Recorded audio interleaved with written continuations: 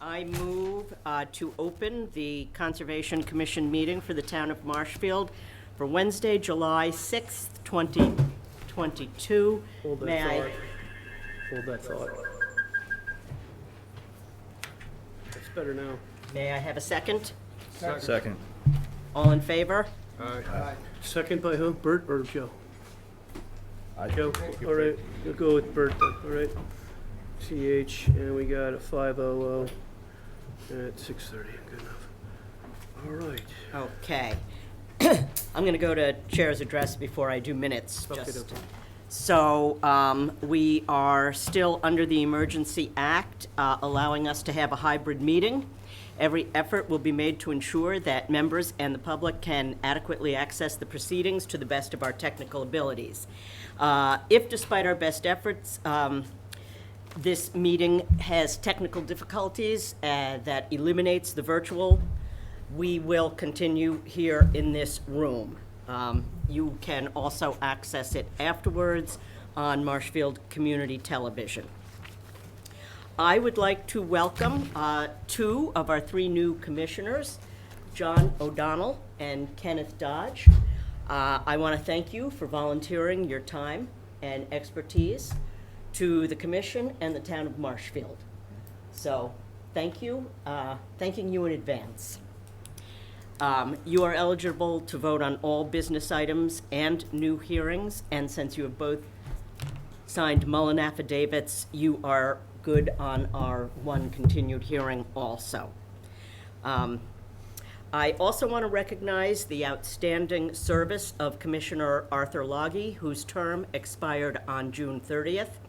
Over the course of several terms on this commission, he was a highly valued member of this team. His fairness, honesty, and reasoned deliberation did credit to this commission. His respectful and professional contributions will be greatly missed. Thank you, Arthur. Here. Okay. That being said, we move on to the minutes. I move that we vote to approve the May 3rd, 2022 minutes as written or edited. Written. May I have a second? Second. Joe. All in favor? Aye. I move that we vote to approve the May 18th, 2022 minutes as Written. written. May I have a second? Second. Joe. All in favor? Aye. 500 twice. I move that we vote to approve the June 1st, 2022 minutes as Edited. edited. Let me read those in. I received comments from Bert O'Donnell, which are incorporated on June 29th. Bert, you and I had that dialogue about the second item. You were good with that? Yeah. Good. June 1st, I picked up comments today from Chair Hannafin. She wants to see page 2, bullet 4, first bullet, second sentence, remove commission. Understood. Page 8, first sentence, no OOC should ever be approved. Correction there. We'll fix it.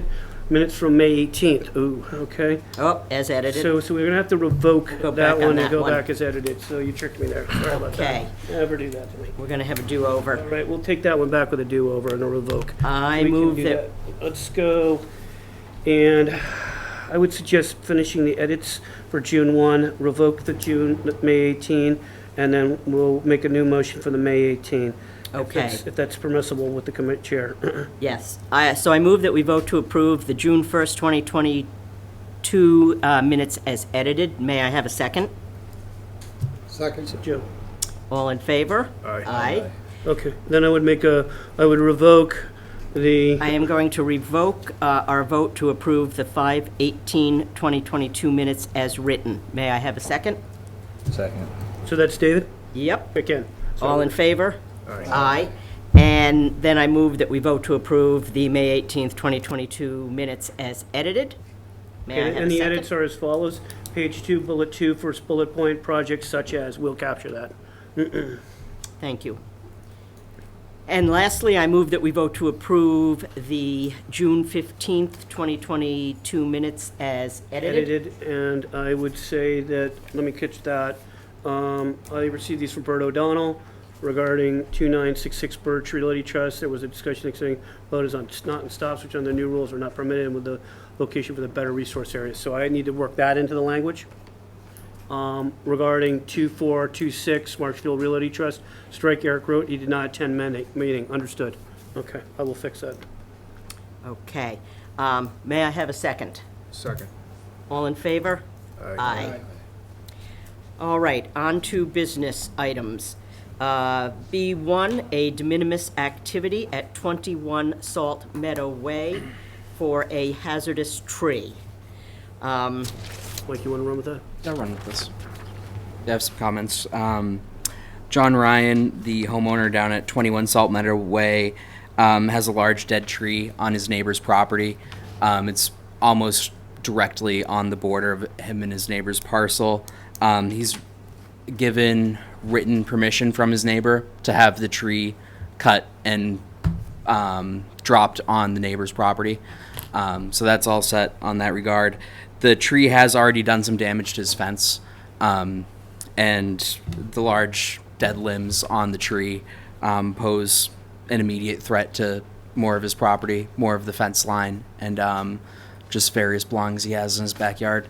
So I believe that this is a de minimis activity. The tree's already dead. It's within buffer zone to bordering vegetated wetlands, and yeah, it's pretty straightforward.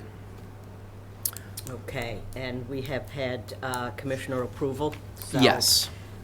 I move that we vote to approve the hazard tree cutting as a de minimis activity with special conditions. Do you want to read the special conditions? The standard special conditions, which are ensure best management practices are followed, obtain all subsequent permits, including Marshfield Zoning Board of Appeals and building permits, see conservation administrator or agent for guidance on conservation permits for work beyond the approved work activities, and we also have special conditions regarding the tree cutting itself. Cut tree to 4 feet off the ground to allow for future regrowth and keep existing roots in the ground, and down the hazard tree in an area that will not damage other existing trees and minimize impacts to vegetation. All right, may I have a second? Second. All in favor? Aye. Aye. All right. B1,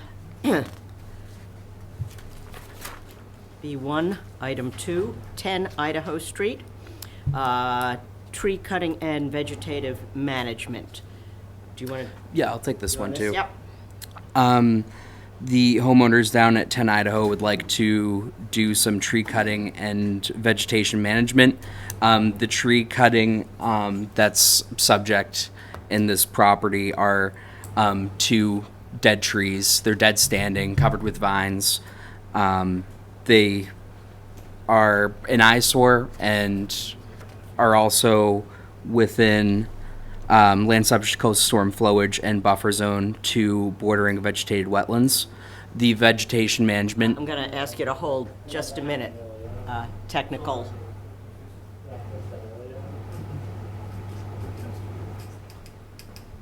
We were muted. Oh, okay. Let me check Thank this, you. okay? Somebody in the field, Connor, you're out there, town council. Can you hear us? Yes, I can. Thank you, Connor. Okay. You can mute yourself. Thank you very much. To the party who brought it to our attention, thank you. Go Yeah, ahead. so the vegetation management aspect of this activity would be managing, for the most part, invasive plants.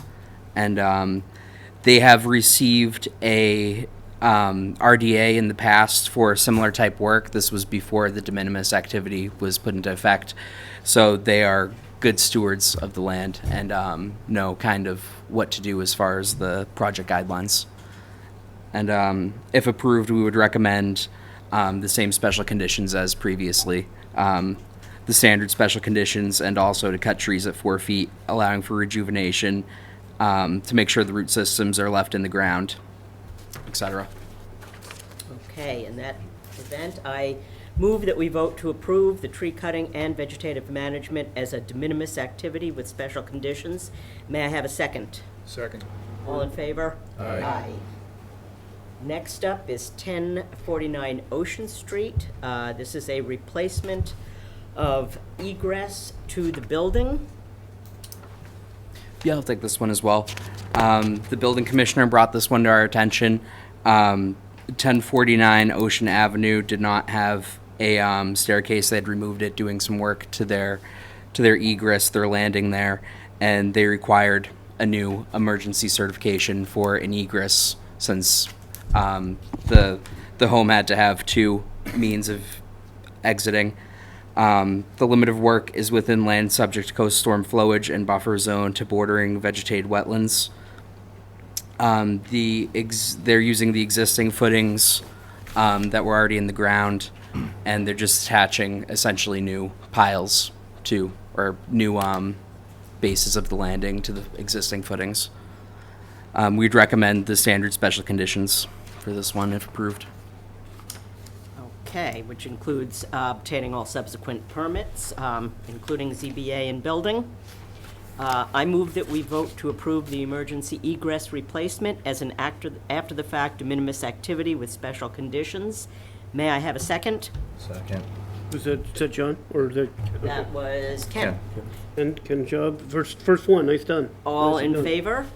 Aye. Okay. Next up, we have conservation land, parcel ID number J100846. And once again, we have hazardous trees. Are you Yeah. going to run this one? I could take this one, thank you. This is in regards to 35 Winslow Street. There are 3 hazardous trees in conservation land posing a threat to the property at 35 Winslow Street. And this is to remove the trees. The 3 trees on the site are all leaning. They're definitely pose a threat to the utility lines, 2 of them, the ones directly abutting the driveway, and then another one to possibly the home and also the shed in the backyard. And do we know that these are on Concom land? These Have we are on established Concom that? land? Appear to be on the Concom land. Could you, sir, could you give us your name and address? Could you give us your name and address, please? He just did. Board of Public Works. Excellent, Dave Carrier, thank you, welcome. They are basically on the conservation land. One point I want to bring out is the only tree that DPW had permit on to look at was the maple tree that's overhanging the driveway area and the power lines, the service box to the house. We received today a quote of $1,450 from Fernandez Line Construction to take it down without taking the service out of the service.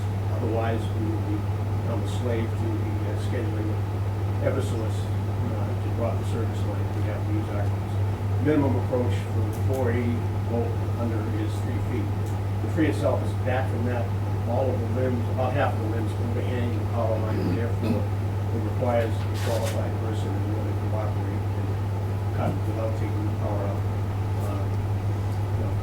There does appear to be from 45 infringement on conservation.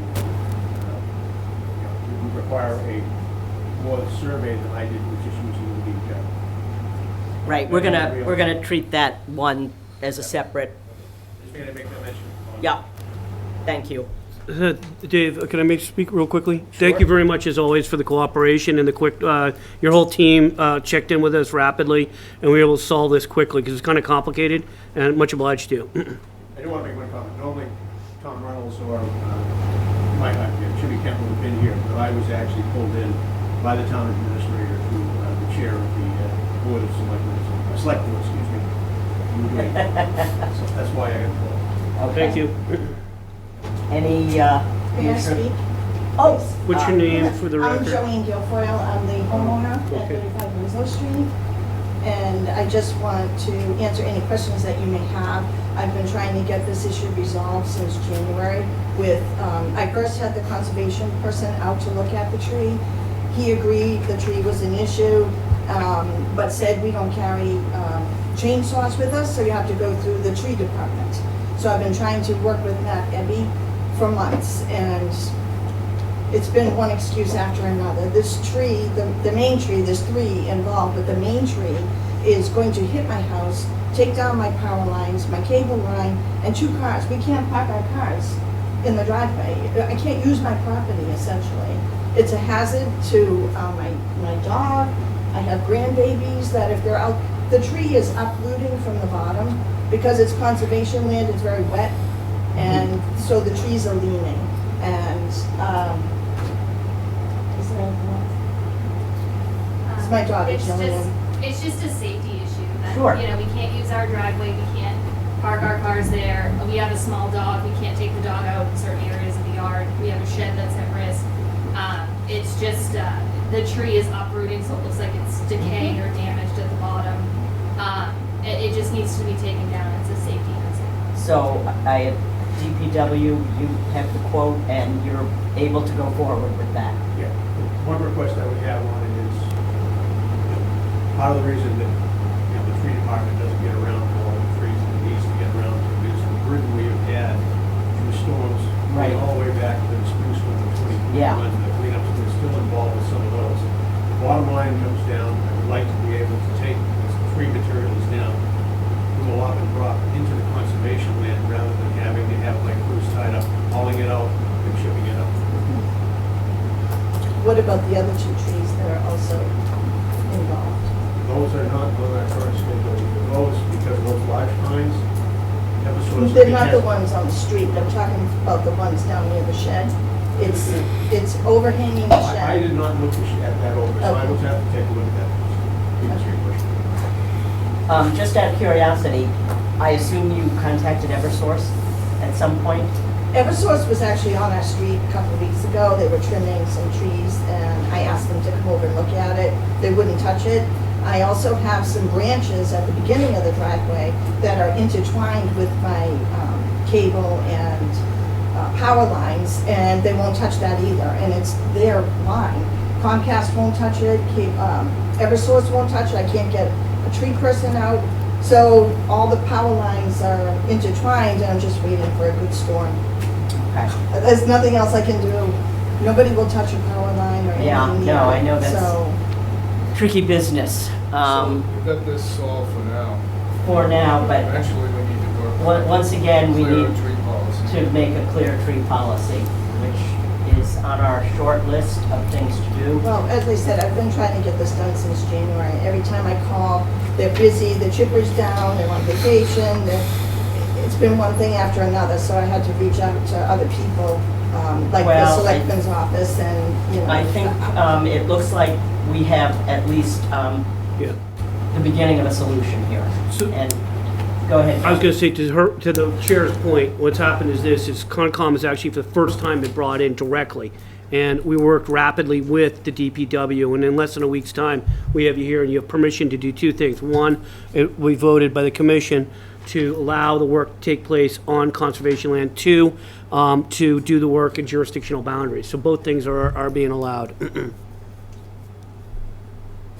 So what, I'm confused as to You're getting what the work final done. resolution Yeah, is. the final resolution is the work is allowed, and their DPW is gonna take care of it. Now, they don't take care of every single tree that's on the list. They're gonna give you the trees that they can take down, and if we have to come back for a second mobilization, we'll revisit that. We also have a secondary problem that's now come up because of this inquiry. We now have to deal with the 45, and all the fill that they've done, and that'll be a long, drawn-out process. So hopefully, commissioners will all get together with us, and we'll coordinate and find a resolution to that as well. So we'll get Dave Carey has explained what trees are eligible, and they'll take them down, and that's that. You made that direction. You made that headway. If there's still more trees, Just one point I want to add, right now, the superintendent is on vacation, he will be returning on the 12th, and that is when I will put this forward to him, because he has his people scheduled, not me. correct, Said he was based on here. your schedule, but it's in the queue to be done. That's a different story than you had before. So that's good news. So So, there's no estimated timeframe then? Well, because they've got their own schedule, and that's a separate issue, but you do have the permission from the commission now, after they take the vote. so I move that we vote to approve the cutting of hazard trees on town conservation land that present a hazard to 35 Winslow Street. May I have a second? John, All in favor? Aye. great, so that's So that, and the you now second. you are now clear of the Conservation Commission, and DPW will work with you to take them down in as timely a manner as possible. Chair Hannafin. Okay. Second vote on the next page. Pardon me? Second vote on the next page. Oh, okay. I'm sorry, there's one more step here. I move that we vote to approve the cutting of the hazardous trees as a de minimis activity with special conditions. May I have a second? Second. All in favor? Aye. John, was that you again? Yeah. Okay, thank you. Okay. So hopefully that will get taken care of for you as quickly as possible. Thank you. Thank you for coming Yeah, in. thank you very much. That was as good as we get on a tree policy so far. Well- That's pretty good. We need that tree policy. All right, business item B2, WPA exemption on Plymouth Avenue for an emergency sewage collapse. Who wants to explicate this one? I think either Mike or I, and we got Rod Procaccino, could do the talking, and if he wants to, I will attempt to bring up some slides. Rod, do you want to take it away? Rod, you got to unmute. Hear you. We can't hear you, Rod. You're on mute, Rod. He wasn't There on you go. mute to start. He's not on mute now, but we can't hear him. Try your volume, Rod. You're not being heard. Turn your volume up.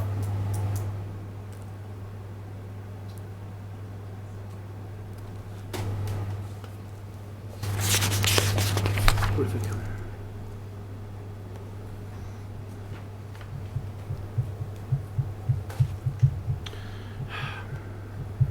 Why don't you run with it, Bill? It's pretty straightforward, isn't it? Yeah, it is. I'm just trying to get this to open up, and I won't.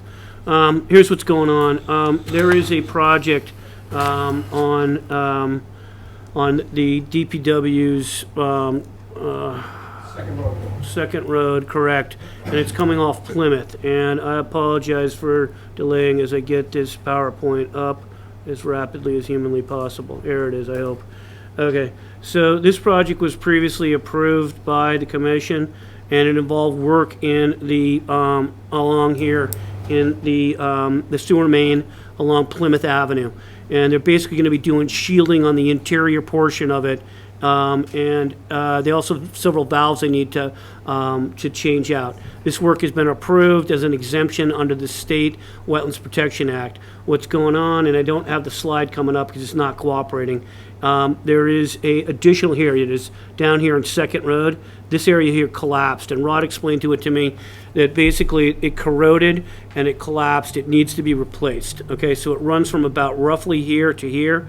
Sorry, I don't have Rod's slide, he clouded it beautifully, and that connects back to this main. So the concept here was, this makes absolute sense to include this publicly as a portion of the Plymouth Avenue project, accepted as an exemption under the state jurisdiction. And, okay. And so I think that it makes perfect sense to also accept this as a addition to the already previously approved Plymouth Avenue project. And there may be more of these. There may be more of them. All right, yes. Mr. Carrier? Dave Garrett, yeah. And basically, we did an emergency repair with the sort of Dutchman pipe inside of the existing pipes that had collapsed. This is to get that repair out and permanently replaced. That is the project here. If we do not do this sooner, we will be doing it later as a real sewage emergency. Any commissioner comment? I move that we vote to approve an exemption under the Wetlands Protection Act, Chapter 131, Section 40, for the additional sewage main repair under Second Street associated with the previously approved Plymouth Avenue sewage main repair. May I have a second? Second. Bert? All in favor? Aye. Okay. Sorry, Rod. We'll figure out that technical difficulty. We appreciate you coming. We appreciate your preparation. And Dave, thanks for backing them up. Very grateful to you. Always to work good. We'll work with DPW. All right. So Okay. we'll get out of this one and go back. B3, Mill Creek, Modera 2, 40B, town-owned conservation land, fence and path. I see we have Greg virtually. Yeah, I'm trying to get his Yes. Greg, I'm going to try one of your plans. I'm going to see, I was gonna say, if you make me co-host, I have most of them up already. okay, we'd love to do that. I get out of this business of not co-hosting. So where are you? There you are. Okay. I will make you co-host. And do you want to make Greg? Yes, I do. Okay, Greg, you should be receiving an share screen. All right, can you see the screen? Perfect, Yes, okay. yes. All right, so I'm gonna just give you some background information. The map that I have up shows the WRPDs. There are two different water resource protection zones in this area. The red star is where Mill Creek is proposed. You can see to the southwest, or to the left, lower left, is Route 3 in Duxbury. Along the top, you can find 139 crossing down and going along the side. Commerce Way is directly in front of the Red Star, and to the left of the Red Star is the current Modera, which is now called the Madison. The site, the wooded site is the current Mill Creek. You can see to the right of the main site is Sprague Forest, which is the town forest. There's some Baraki land that has frontage on Commerce Way. Down below in the woods is some unknown land, and to the right of that unknown land, next to that path that's going down there, that was DPW Water Department. I believe it's now Conservation Commission land.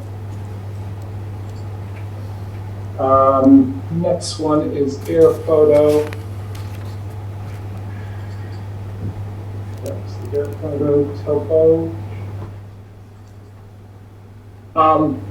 Sprague Forest is again to the right. You can see the WRPD. The green lines are topography lines. The high point of the site is to the south in the middle of the property, below the star. Again, you can see to the left is the Mill Creek Modera buildings. Next one is the existing conditions north. So this is their initial site plan. It has several areas of steep slope. One of them is right along Commerce Way. You can see this area that has the dashed lines. That's one of the two ways in for fire access into the Sprague Forest, which then winds down and meanders across the property lines. There is in green a small piece of land that had been transferred from Baraki to town, which gives us access into the town forest. However, there's some steep slope and you can't really get there currently on the town land. As the site, you can see that path winds in and out of both the town land and the Mill Creek property. It also has a zoning line problem, which they have found some information on. This is the south part of the parcel. Again, you have another area of steep slope right in the middle. There is a trail network. You can see the trail network coming down. That trail goes pretty far down into Duxbury, which is all woods. It then meanders across the bottom of the Modera site and connects to this, the fire trail that goes up to Commerce Way. And town-owned land is to the right. The unknown land is just below the area of steep slope. Hold on one second. Next thing I want is as proposed plan. So this is the as proposed plan from Mill Creek. They have townhouses in the front, one access to the far right of the property. To your left, you can see the Madison property. There is a small piece of land about 50 feet wide that's Baraki in between, but a lot of that has been regraded because of the Modera development. So you don't really have access down to the land south of the site from that side.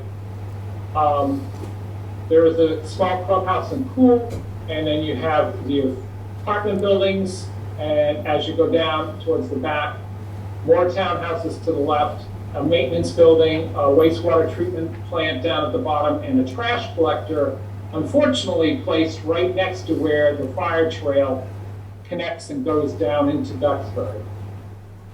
One of the things that from this first site plan was not evident, in between these big apartment buildings, it has the recharge area. It looks like it's little patios. Those are not patios. Those are back steps, and there's garages, and it's all asphalt in between the buildings, the apartment buildings. So it is a very high-density site. There's 300 units on it. It's twice the density of the current Modera proposal. Planning department a while ago had worked on a alternate scheme to reduce the density to about 186 units, which is still higher density than the existing Modera, which is at 12 units per acre. This version that you see in front of you is 14.6 units per acre. It removes the townhouses in the front because the fire chief would like a second entrance into the property for fire emergency and evacuation. It shifts the pool and the clubhouse over and kind of gets the opportunity for more landscaping in the front, so you just don't see the backs of a bunch of townhouse buildings. Also added in a bus stop, and instead of 6 apartment buildings, I replaced some of the apartment buildings with additional townhouses. Shifted things to the left in order to protect the existing right-of-way, so people can still access the Sprague Forest, and fire department, if needed, can get back there.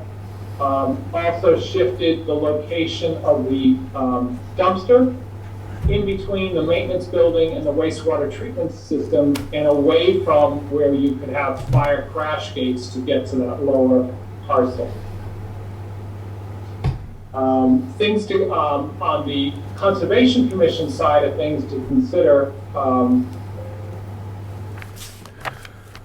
this is, sorry, I should have shown this one earlier. The orange, the reddish area is on Commerce. That is for Rocky Land. That is zoned for townhouses for Affordable Village. Modera 1 is to the far left. What we thought was going to be Modera 2, but it's called Mill Creek, even though it's the same company. You can see the upper Sprague Forest, the lower Sprague Forest, the unknown land. The topo is also there. You can see that the Sprague Forest is the high point in the whole area. You have the seasons off to the right here. There is more conservation and water department lands. And in Duxbury, there's probably another 50 acres of woodlands just to the south of the Sprague Forest, lower part in the unknown areas. So on things for the Conservation Commission to consider, the density, as I mentioned, is twice as dense as the existing Modera. Unfortunately, their proposed plan has very little open space with twice the density. The location of these 2 high-density developments next to the town forest, to me, is a concern, and I think the board should also be concerned. There are some photographs. This is the property that's going to be Mill Creek currently. As you can see, a lot of trash, there's a lot of fire pits, and this is all fairly close to the back southern end of the existing Madison property. Something else for the board to consider is the access for both forest fires and for conservation purposes.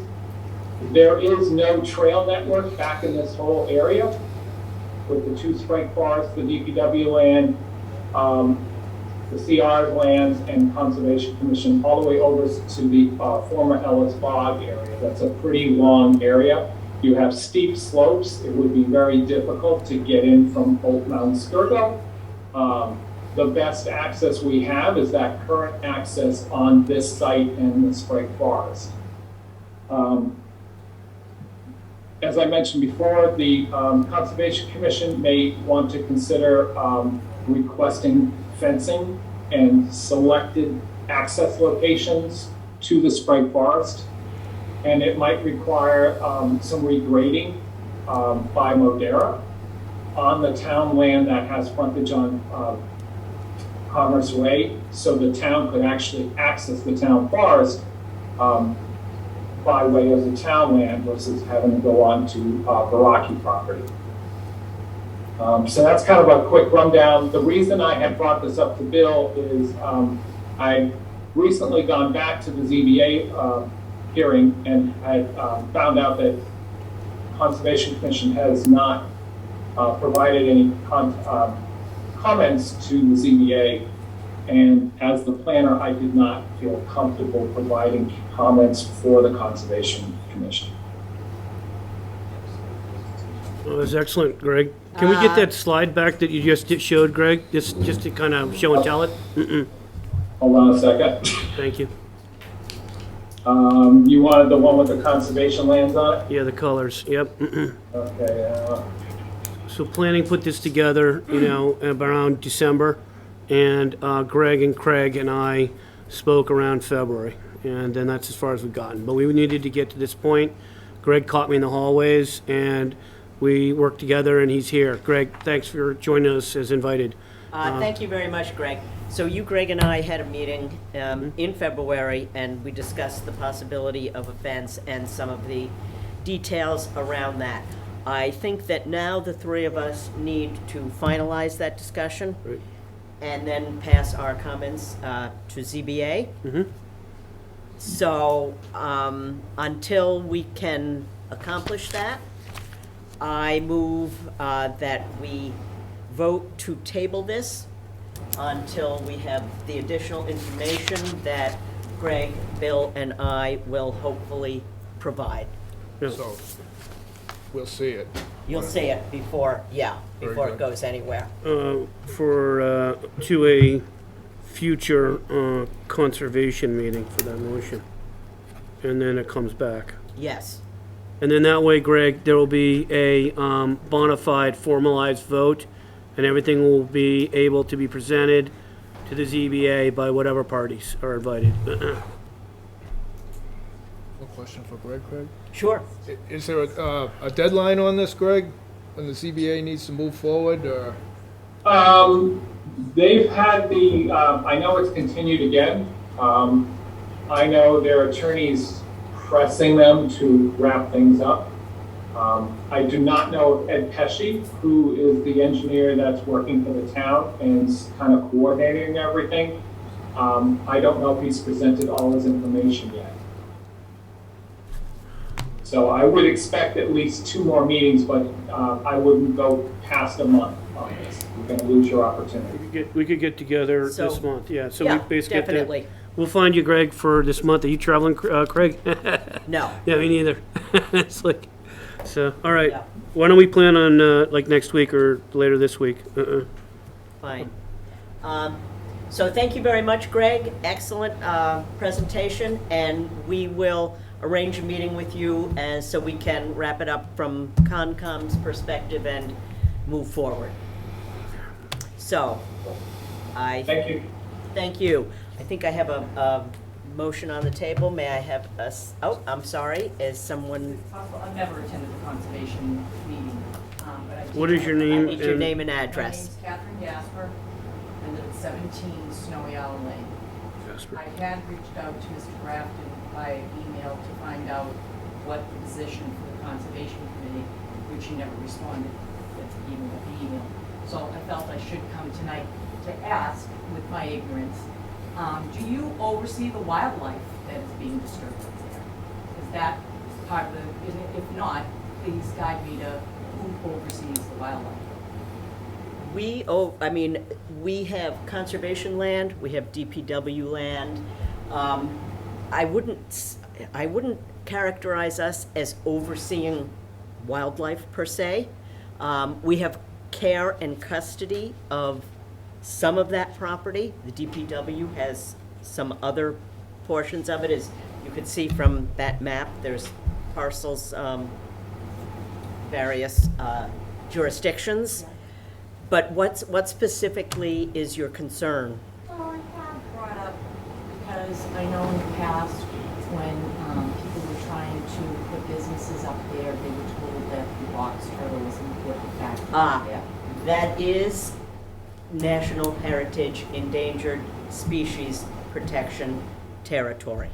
So the NHESP is responsible for the box turtle monitoring, and they, do you know, we have mapping I can fill in, yeah. for the turtles. Yeah, so first off, But has it already been mitigated? Can you answer that, Bill? yeah, I'll do three things. One, I'll answer Ms. Gasper's email inquiry, Chair Hannafin and you, and I'll try to blend them together rapidly. First off, real sorry, I saw your email. You came into the contact form, and I didn't see your name associated with it. I was a little blind on it.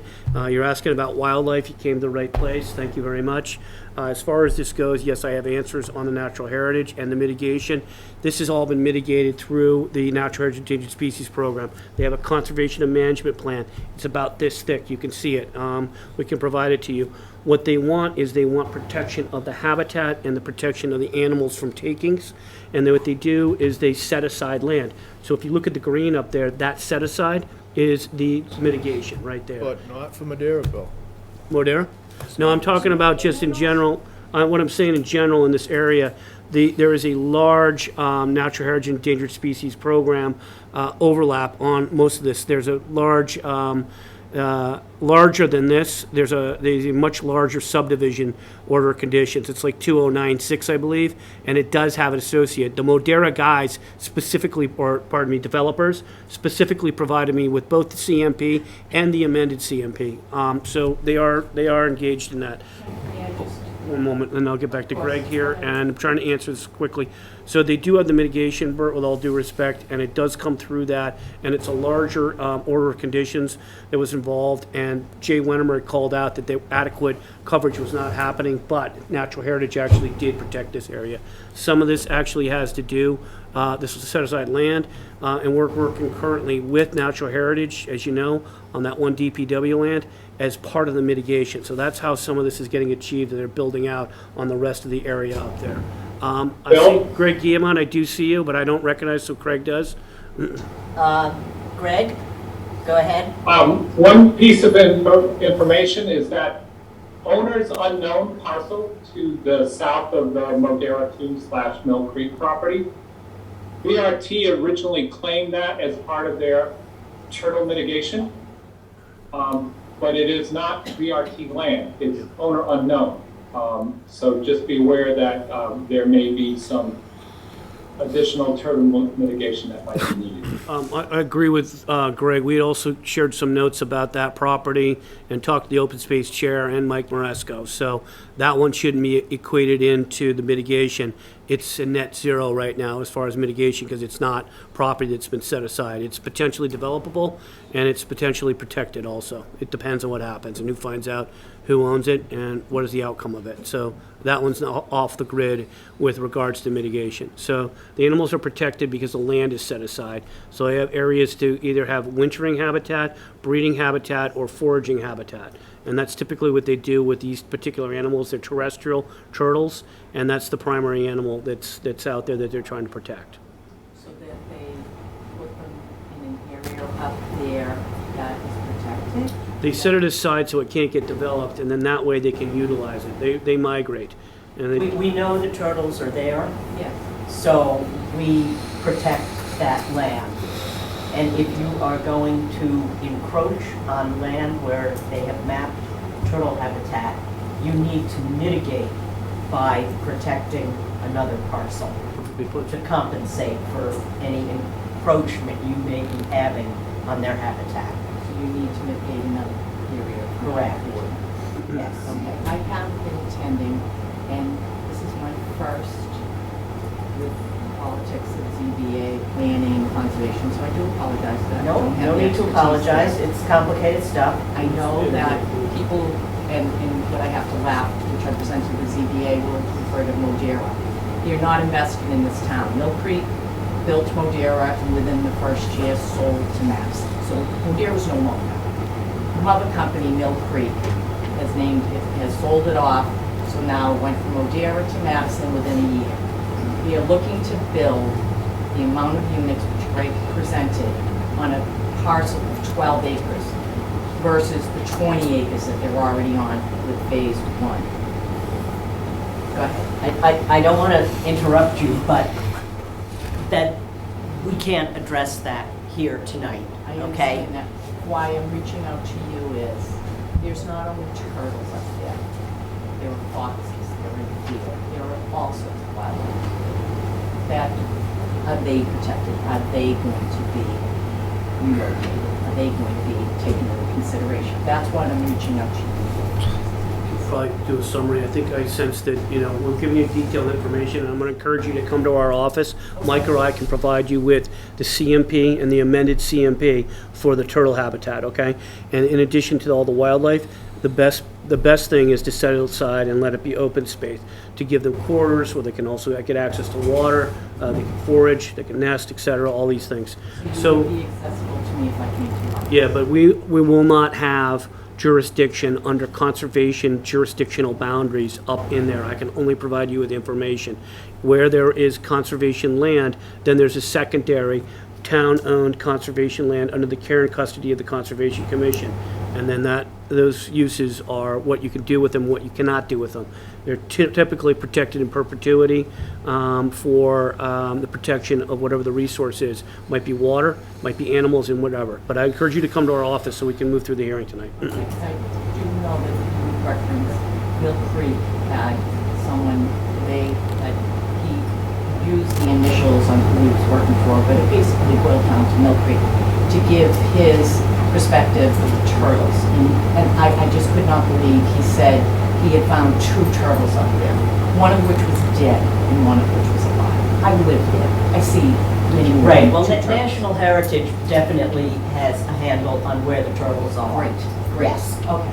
that All right. is 'Cause I just, codified. when he made that report, and I know he was working for Mill Creek, Right. there's more than 2 turtles up there. Right, Okay, yeah. thank you.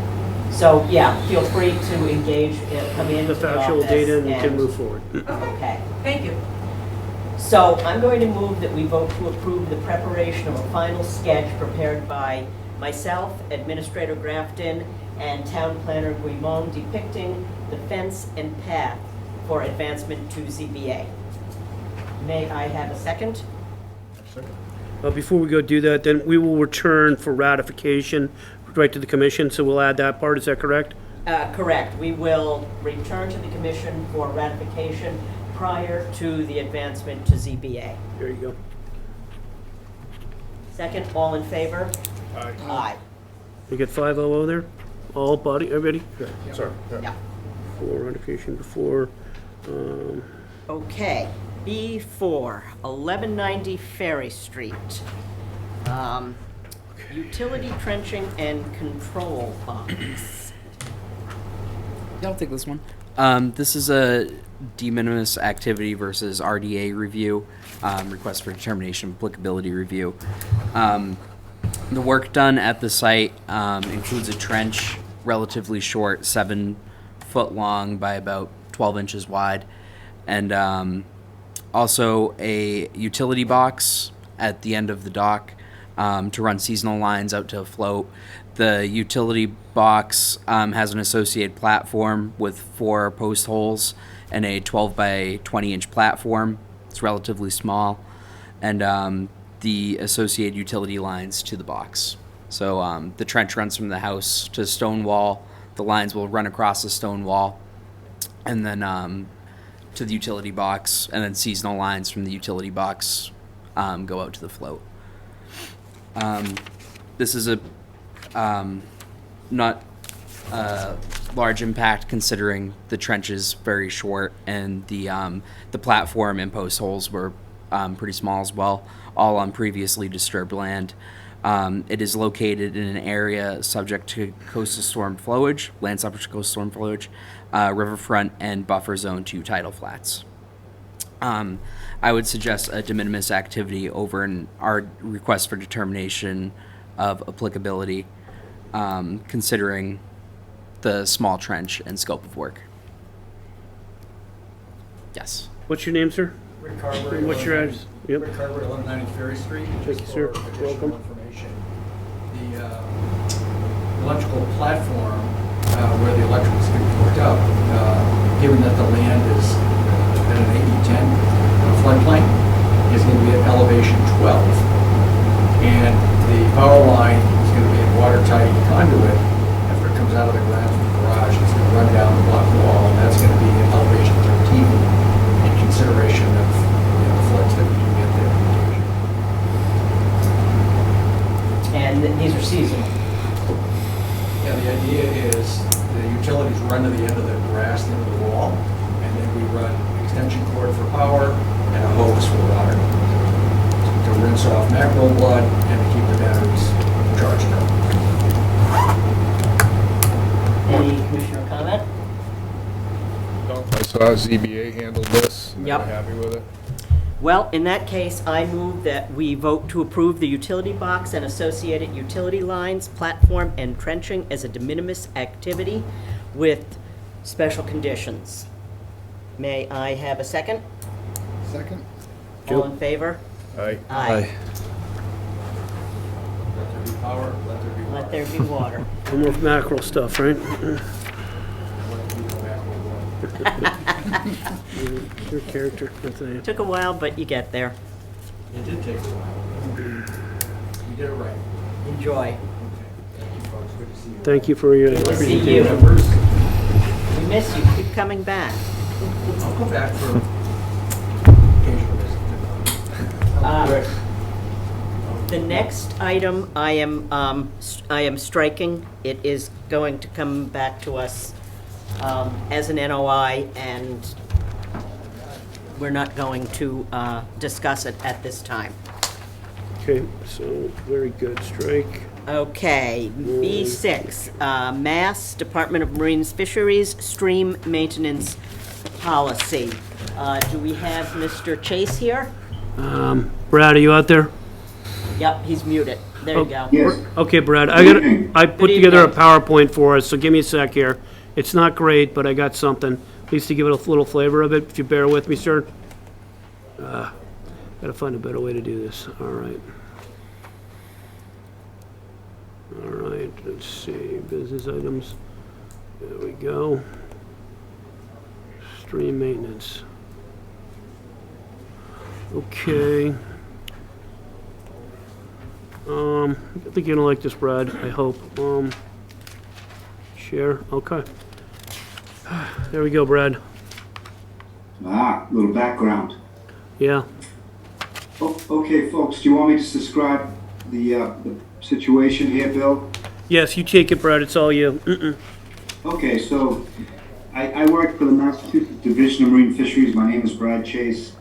And in 2016, I worked with Bill Grafton and the Marshfield Conservation Commission to prepare a stream maintenance plan for the South River to allow the removal of wetlands plants that were encroaching in the channel, as well as debris jams that would impede the passage of sea-run fish from the ocean up to freshwater habitats. There we go. There's a picture of the crew a couple of years back. And yeah, it was really a fun exercise. A lot of work was needed. It was an area that was somewhat just not thought of for a number of years. And as what happens, you get tree falls, debris jams build up around it. Then you have wetlands plants that grow around these, and they can completely alter a stream channel. And you can see all the wetland shrubs there that will just break up a discrete river channel and cause it to become more of a wetland. So we did a lot of work in 2016.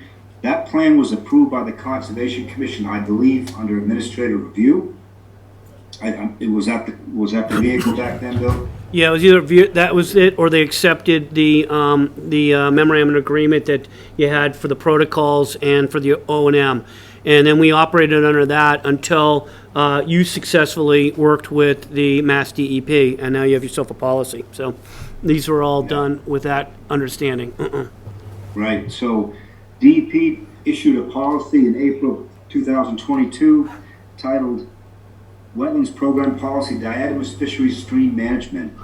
And this policy allows plans to be developed and basically run by conservation commissions to make sure the Conservation Commission are comfortable with the plans. It really doesn't change the present plan that we have. It's the same process, but now there's a policy that says that this is compatible with the Wetlands Protection Act.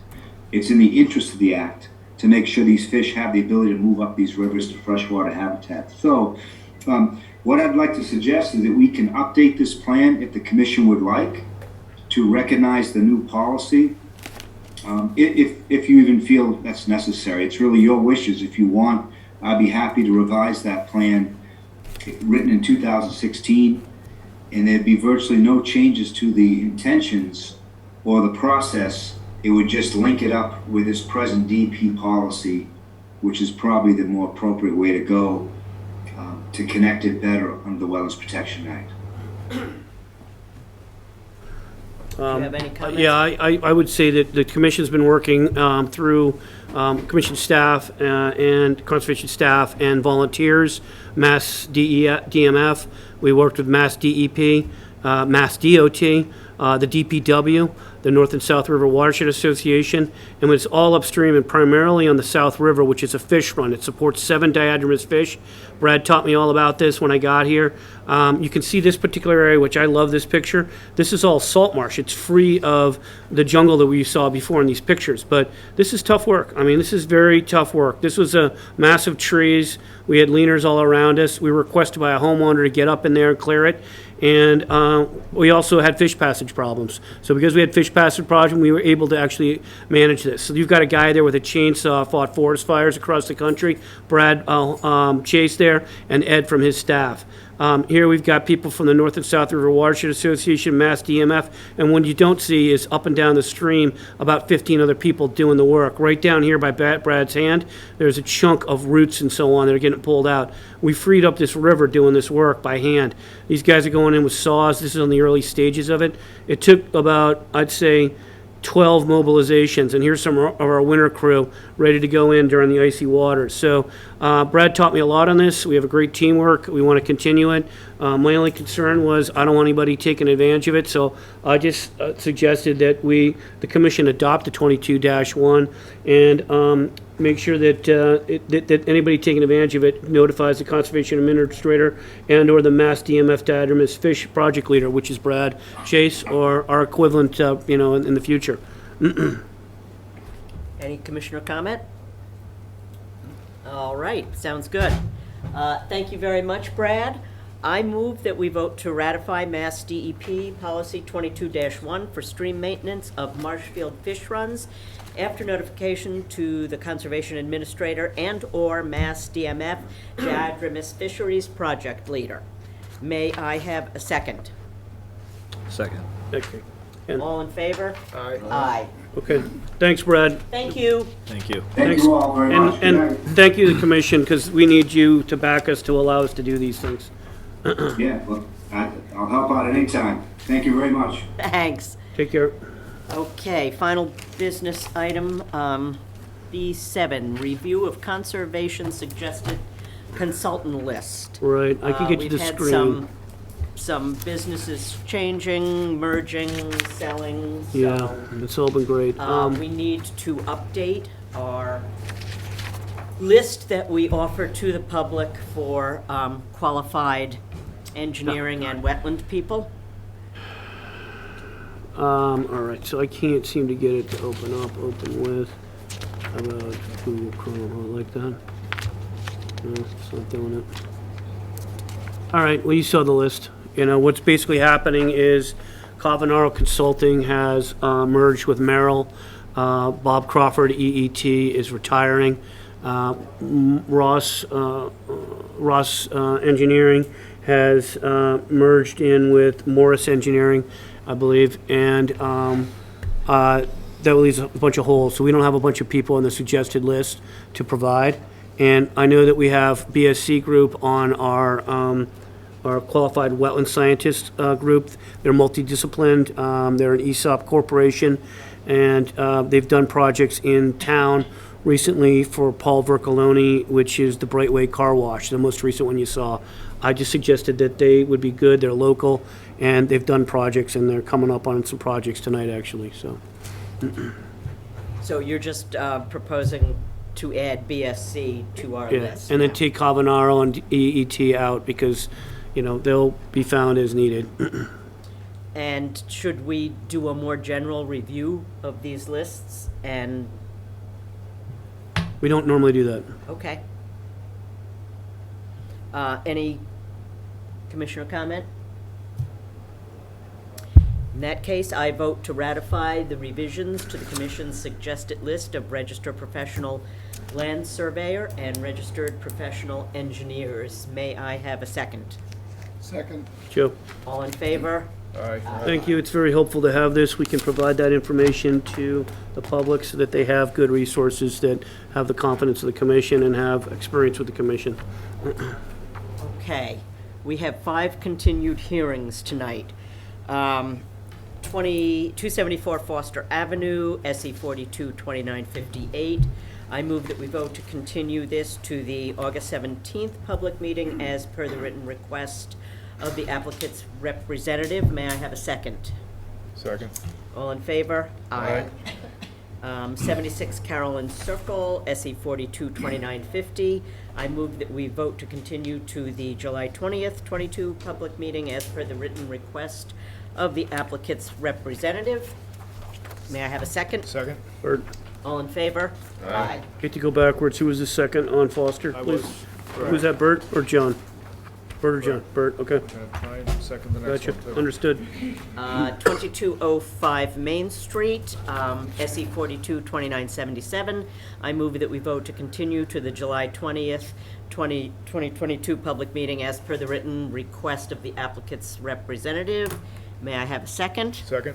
All in favor? Aye. Aye. Okay. And the next ones are new hearings, so I will read the legal ad before we continue. 239 Dyke Road, Marshfield, Mass. In compliance with the regulations of Massachusetts General Laws, Chapter 131, Section 40, the Wetlands Protection Act, and Code of the Town of Marshfield, Chapter 294, Wetlands Protection, a public hearing will be held by the Marshfield Conservation Commission on Wednesday, July 6th at 6:30 for the notice of intent filed by Jason Haywood, BGHM Inc. of Green Harbor for bulkhead repair and maintenance of land under the ocean at 239 Dyke Road. I move that we vote to continue to the July 20th, 2022 public meeting as per the written request of the applicant's representative. May I have a second? Second. Bert, All in favor? Aye. Next up is 1184 Ferry Street. In compliance with the regulations of Massachusetts General Laws, Chapter 131, Section 40, the Wetlands Protection Act, and Code of the Town of Marshfield, Chapter 294, Wetlands Protection, a public hearing will be held by the Marshfield Conservation Commission on Wednesday, July 6th at 6:30 p.m. to hear the notice of intent filed by Peter Bethanis, 161 Steamboat Drive, Marshfield, for construction of a dock, ramp, and float within riverfront. I move that we vote to continue this to the August 3rd, 2022 meeting based on the applicant's representative written request on June 30th. May I have a second? Second. All in favor? Aye. And lastly, 1203 Ferry Street. In compliance with the regulations of Massachusetts General Laws, Chapter 131, Section 40, the Wetlands Protection Act, and Code of the Town of Marshfield, Chapter 294, Wetlands Protection, a public hearing will be held by the Marshfield Conservation Commission on Wednesday, July 6th at 6:30 p.m. To consider the notice of intent filed by Craig Ricarielli, 1203 Ferry Street, for the construction of a dock, ramp, and float within riverfront area. I move that we continue this hearing to the August 3rd, 2022 meeting based on the applicant's representative's written request on June 30th. May I have a second? Second. yeah, All Bert. in favor? Aye. Bert, you got all of those, huh? Making it easy for you, Bill. Yeah, make it easy for me. We'll go backward. Okay. On to our public hearings, the first being 42 Cove Street. I will read the legal ad. In compliance with the regulations of Massachusetts General Laws, Chapter 131, Section 40, Wetlands Protection Act, and Code of the Town of Marshfield, Chapter 294, Wetlands Protection, a public hearing will be held by the Marshfield Conservation Commission on Wednesday, July 6th at 6:30 to consider the request for determination of applicability filed by Mark and Robin Travers, to depict, to decide on a generator stand. And the hearing officer is Commissioner Ring.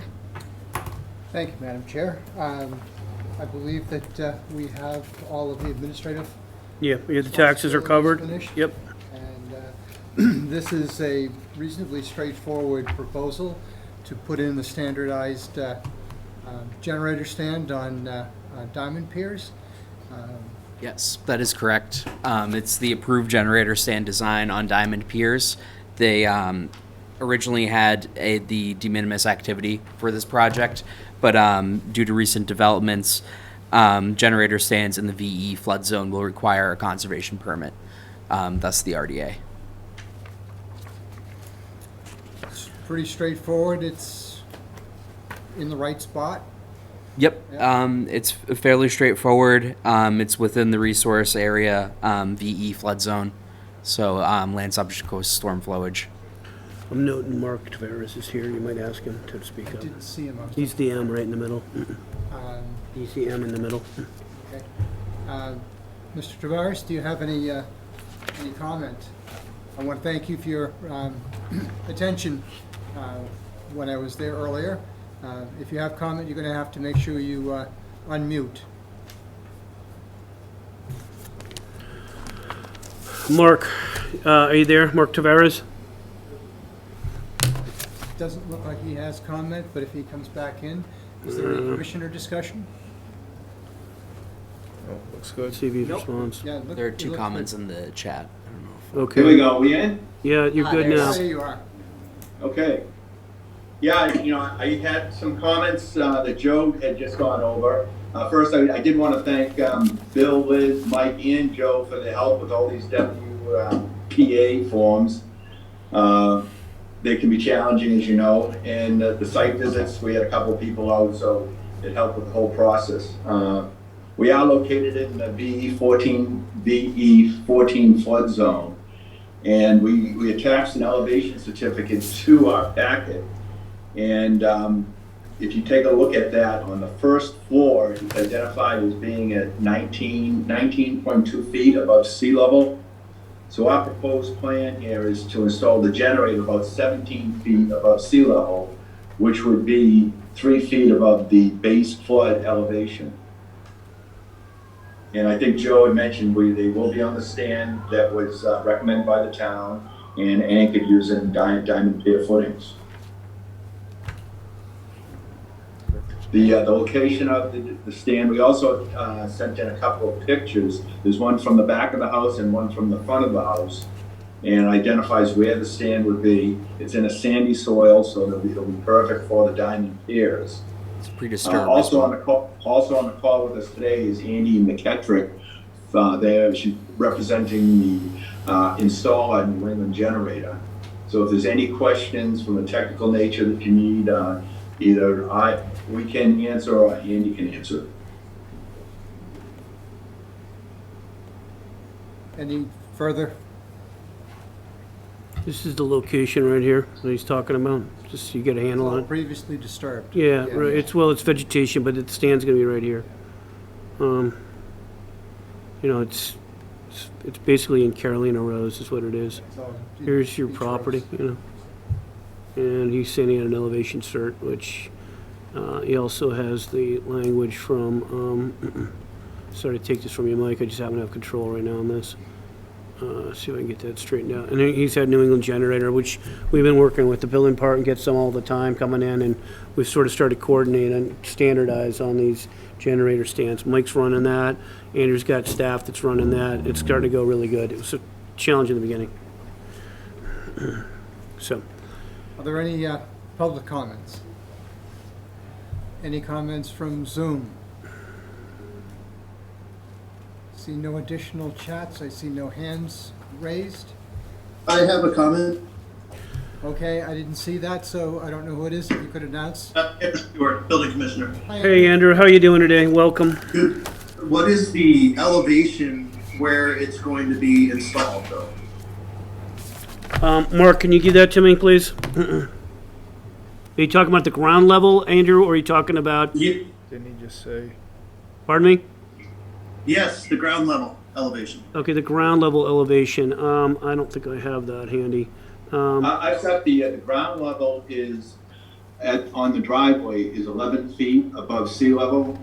And then the first floor living space is 19. We were proposing going, I believe it was 2 feet below that, so it would be 17 feet. And the generator would then be up to roughly 4 feet up in the air from there. Very good. Thank you, Mark. Okay?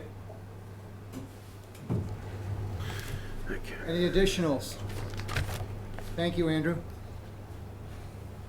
So with that, I would like to consider closing the public hearing and make a motion to close the hearing and issue a positive determination number 5 for the bylaw and a negative number 2 with special conditions, standard special conditions. And do I have to read them? I would have Mike go ahead and read them, please. Yeah. Yep. The standard special conditions are as follows.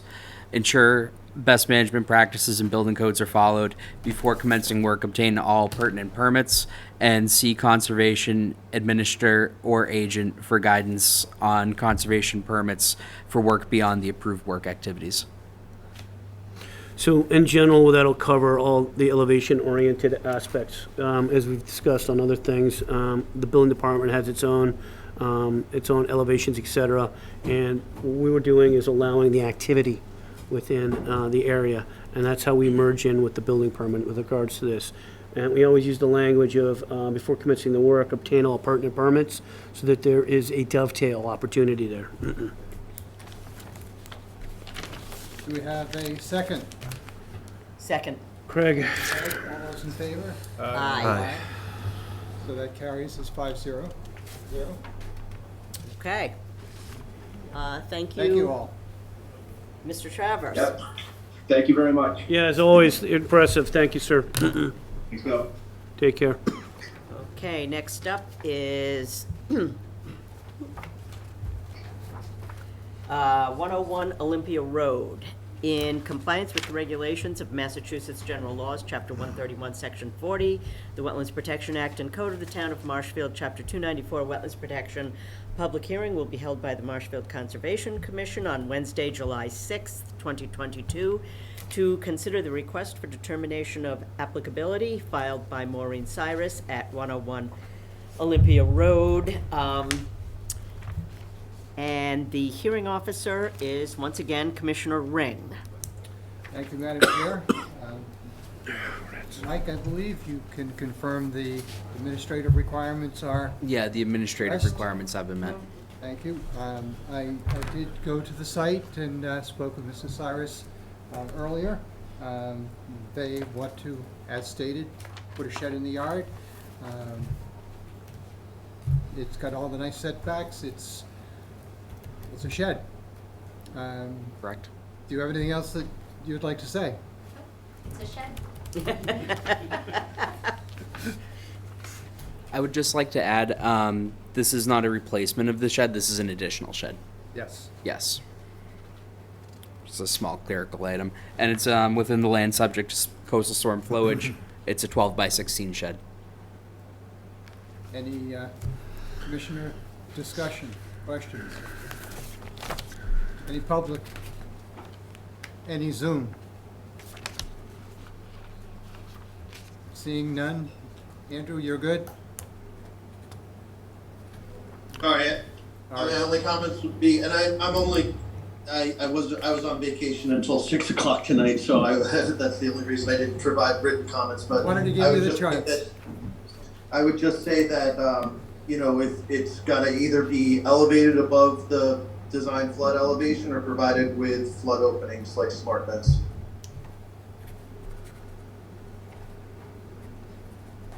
Okay. So those are Andrew's calls, and so if there is no further discussion, I would like to move on to close this hearing and issue a positive determination number 5 for the bylaw and a number 2 with special conditions. Mike? Yep. The special conditions are the standard special conditions, which include ensure best management practices, Strike that. NFIP, FEMA regulations, and building codes are followed. Before commencing work, obtain all pertinent permits, including building and zoning. See conservation administrator or agent for guidance on conservation permits for work beyond the approved work activities. Do we have a second? Second? Don, John, thank you. okay. All those in favor? Aye. That motion carries 500, Bill. Right, agreed. And then again, the obtain all pertinent permits puts it back in so that we have to work within the other conditions. So this is the way that these concurrently work together. Okay. Yeah, Yeah. so definitely check with the building department if you have not already. Thank you. Okay, next up, we have 17 Constitution Road. In compliance with the regulations of the Massachusetts General Laws, Chapter 131, Section 40, the Wetlands Protection Act, and Code of the Town of Marshfield, Chapter 294, Wetlands Protection, a public hearing will be held by the Marshfield Conservation Commission on Wednesday, July 6th, 2022, to consider the request for determination of applicability filed by Kathleen Ware of 17 Constitution Road, and the hearing officer, is Vice Chair O'Donnell. Okay, Mike, are you handling this one? Yes. I'll say, so taxes and notifications Yep. are complete? Yep. All of the everything's been The one that's confirmed. here, right there. Okay, and this is some replacement fencing. Do we Yep. have somebody here that would like to present this? Okay, I can help you out. I Pictures. We can can speak let if you Mike want. do it then? We got the owner here, but she's never done this before, so it's easy, actually. Okay, All right. go ahead, Mike. So this is a pretty straightforward project. It's replacing the existing portions of fence with vinyl white fencing. The fencing on site is pretty old and weathered. Notably, this would be removing a section of fence in the front yard and also implementing a new section of fence in the backyard directly adjacent to the retaining wall. This is because the homeowner has a dog that is known to jump over that retaining wall and run around the neighborhood. So this is in everybody's best interest to get that portion of the fence up. We would recommend the normal special conditions, but additionally that the fence must be constructed with breakaway panels or spacing between pickets to allow for water flowage. Okay, very good. Bert, I got some pictures real quick. She's working on a generator Yeah, it's stand. pretty straightforward. I didn't get a chance to get down there today. The road was closed, but for repairs. But I was there a few years ago when they did previous work. So this is just basically replacing some fence. Yep. I'm not sure this is in the dog's best interest. But Yeah. He loves jumping the wall, and running around every else in place trying to get to the beach. So I have no questions. Other commissioners? None? Anybody in the audience or on Zoom? I hear Just nothing. a couple quick things. Catherine, you're gonna put a fence in front of a fence, correct, on that puppy there? Or are you just going to put a vinyl facing on that? Yeah, Was you that- just put a vinyl face in front of it, yeah. That way you're not getting involved with that one. That one had the NOI before. Right. Yeah, so we'll stay away from that, yeah. Okay. This is the one with McEntee and the neighbor many moons ago, and Catherine's aware of it, so she's gonna put like a fascia in front of it with Yeah. the fence. She wants a nice clean look. She knows about keeping slots open, vertical, so water can pass through. And what's happening is there's a open section that doesn't have any fence, so there's a little bit of new work, and there's a removal as well. It's pretty straightforward, is what we're saying. I just want everybody aware of the things going on. Okay, I heard no comments. Any special conditions? Yep, the standard special conditions apply, which are ensure best management practices and building codes are followed. Before commencing work, obtain all pertinent permits. See conservation administrator or agent for guidance on conservation permits for work beyond the approved work activities. And the fence must be constructed with breakaway panels or spacing between pickets to allow for water flowage. Okay. I'd like to make a motion to issue a positive determination number 5 for the bylaw and a negative number 2 with special conditions, which we just read. If I get a second? Second. Second is Joe. Take a vote. Yeah. Aye. It's unanimous, 500. All right, you get that done. Go to the building department, we'll sign off on it, okay? You're all set. How's that? That wasn't so bad, right? You go home, that's what you do. You go home. We'll send you a determination of applicability, and then there'll be a building permit, and we'll have a second chance to look at the project. We'll just download the the determination of applicability. Our part is about the activity in the subsurface, so the building department will give you the guidance on the rest of it, so. Bill, real quick, that doesn't require a building permit. This is just gonna be a floodplain permit, so it's really just your guidance. Okay, so that's a correction from the building commissioner who just stepped in there. So you'll have a floodplain permit, we'll sign off on it, and basically, you can start the project, you can coordinate with us and the floodplain permit. So check in tomorrow with us. Yeah? All right. Thank you. You're welcome. You're welcome. Thank you. Okay, next up is 109 Constellation Road. Take care. See In you later. compliance with the regulations of Massachusetts General Laws, Chapter 131, Section 40, the Wetlands Protection Act, and Code of the Town of Marshfield, Chapter 294, Wetlands Protection, a public hearing will be held by the Marshfield Conservation Commission on Wednesday, July 6th, 2022, to consider the request for determination of applicability filed by David McSweeney, and once again, the hearing officer is Vice Chair O'Donnell.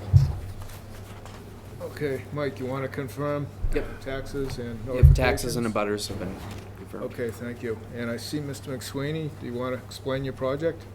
So pretty much, there was an old asphalt driveway, old dilapidated fence pretty much surrounding the whole property. Replacing it with crushed stone aggregate and then just new horizontal panels for water flow. It's gonna have a 1/4-inch gap in between each one. And it's just replacing an old fence essentially, and then getting rid of the old gross driveway.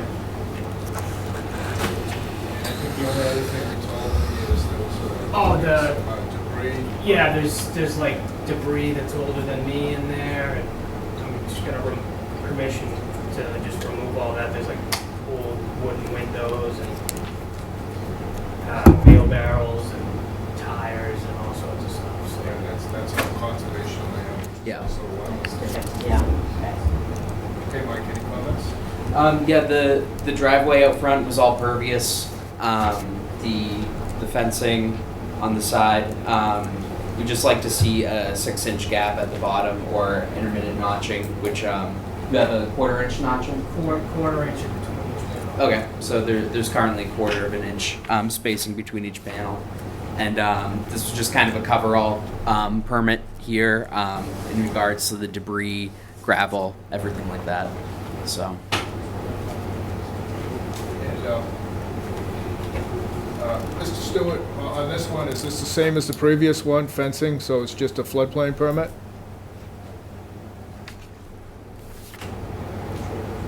That's correct. Great. Okay, and it's just standard conditions, correct? Yep, standard special conditions, and then the fence should include a 6-inch gap at the bottom or intermittent notching to allow for water flowage. Okay, any comments from commissioners? Any comments from the public, either on Zoom or in person?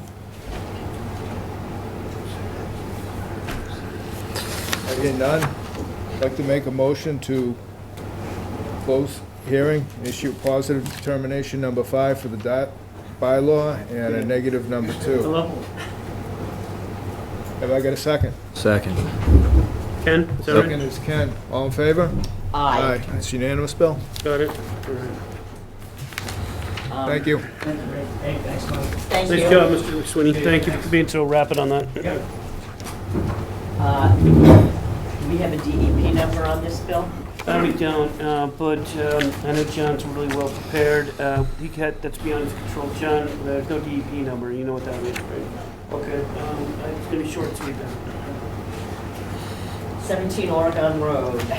In compliance with the regulations of Massachusetts General Laws, Chapter 131, Section 40, the Wetlands Protection Act, and Code of the Town of Marshfield, Chapter 294, Wetlands Protection, a public hearing will be held by the Marshfield Conservation Commission on Wednesday, July 6, 2022, at 6:30 p.m. To consider the notice of intent filed by Frank Powell for the construction of a garage deck in addition to an existing single-family home. Since we do not have a DEP number, we are forced to continue this. John? Hi, John Zimmerman, South River Environmental. It's true that we cannot close tonight, but we would appreciate the ability to present the project. That way we can save ourselves a little time if there's additional information that the commission may need prior to the next hearing when we do anticipate having a file number. Okay. Makes sense. All right, there's this hand up. I don't know if that's old. Here, it looks like Andrew was saying something here. Do we have the taxes administrative Yes. confirmed? Okay, That is so all we're missing is the number. Okay. All we're missing is the number. Typically, we would move it forward and continue. There is some extracurricular going on. Okay. And I wouldn't have a belabored conversation. There's a lot going on. Okay, I'll try to keep it brief. Thank you. Sure. Again, for the record, John Zimmer, South River Environmental. With me here tonight is Mr. Powell, the applicant, as well as Dick Rockwood from Rockwood Design. What we have is a proposed addition, deck, and garage located at 17 Oregon Road. The property is located within an AO flood zone. I did review the DEP mapping. It is not mapped as a barrier beach. It is not mapped by DEP as a coastal dune. There is NRCS soil survey identifies sandy soils in that area, but like we said, it's not mapped by DEP. It's not an elevated landform. It doesn't have that classic dune form in the back.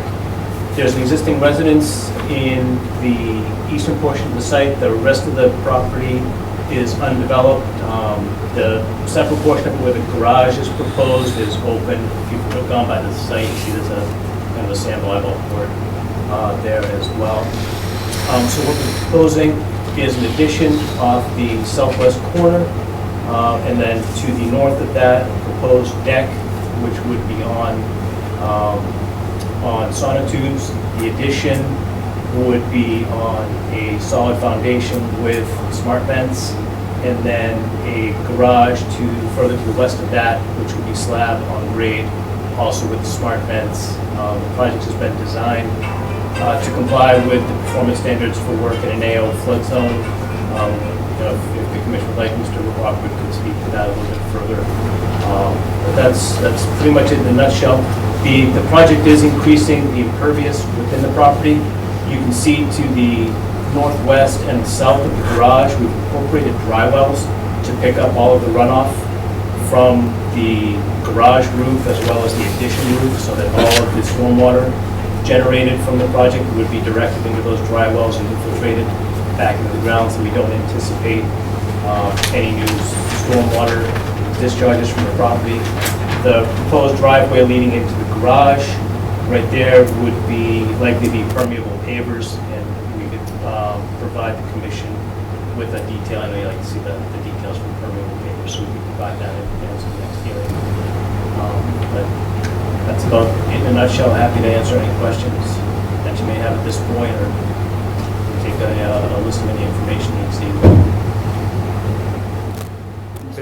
So I'll just try to make it concise. So I looked at this. John, great job. Team, good job. This is in an AO flood zone. And typically you would think, okay, it's an AO flood zone. It needs to be handled from a flood permit perspective as well as from conservation. However, this area is loaded with dune type environments. I did share with John that the soil survey area, which I'll see if I can get out of this particular screen and get to another one, is heavily laden with order of conditions proposed, so, with dune environment. So, my screen sharing, here we go. So this particular area is urban dunes here. It's a 639B, that's this composition. Its second is dune, and it continues to be dune. So the environment here is spotty with dune, in other words. Down on Constellation, 1,200 feet away, there was a recent case in 2008. John, I think you were sitting on the commission at the time, and for Sanborn, and it was adjudicated to be found to be dune. There's a large portion of this particular property that's undeveloped, or it's used in a maybe a non-hardscape. It's not a structure-oriented portion of the property, and it would behoove the applicant to look into that and make the case that it's actually not dune. It can be done with a soil survey. Prior permits went back, and they were, I believe, SE 42-852 and SE 42-1715.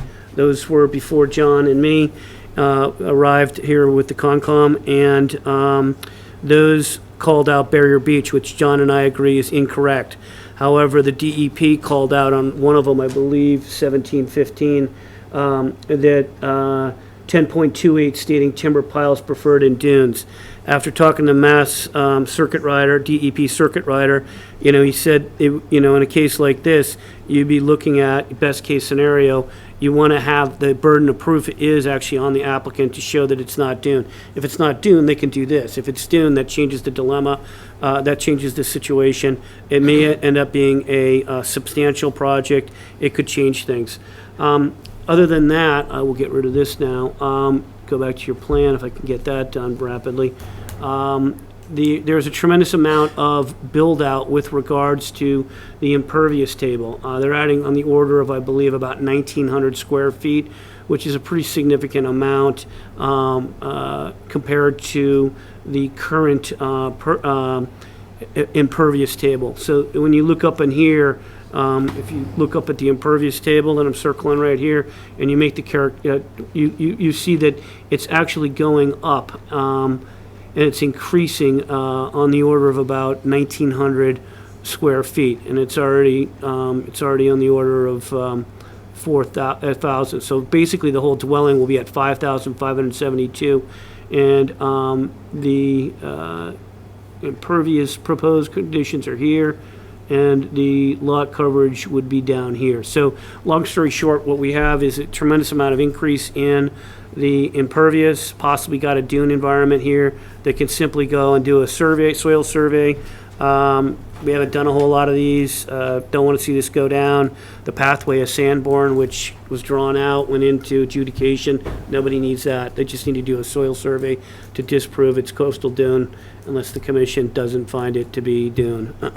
So you have 2 or 3 reasons why to think this is dune. You have the soil survey from the soil web, which is the basis of many of our wetland jurisdictions in general, both conservation and others.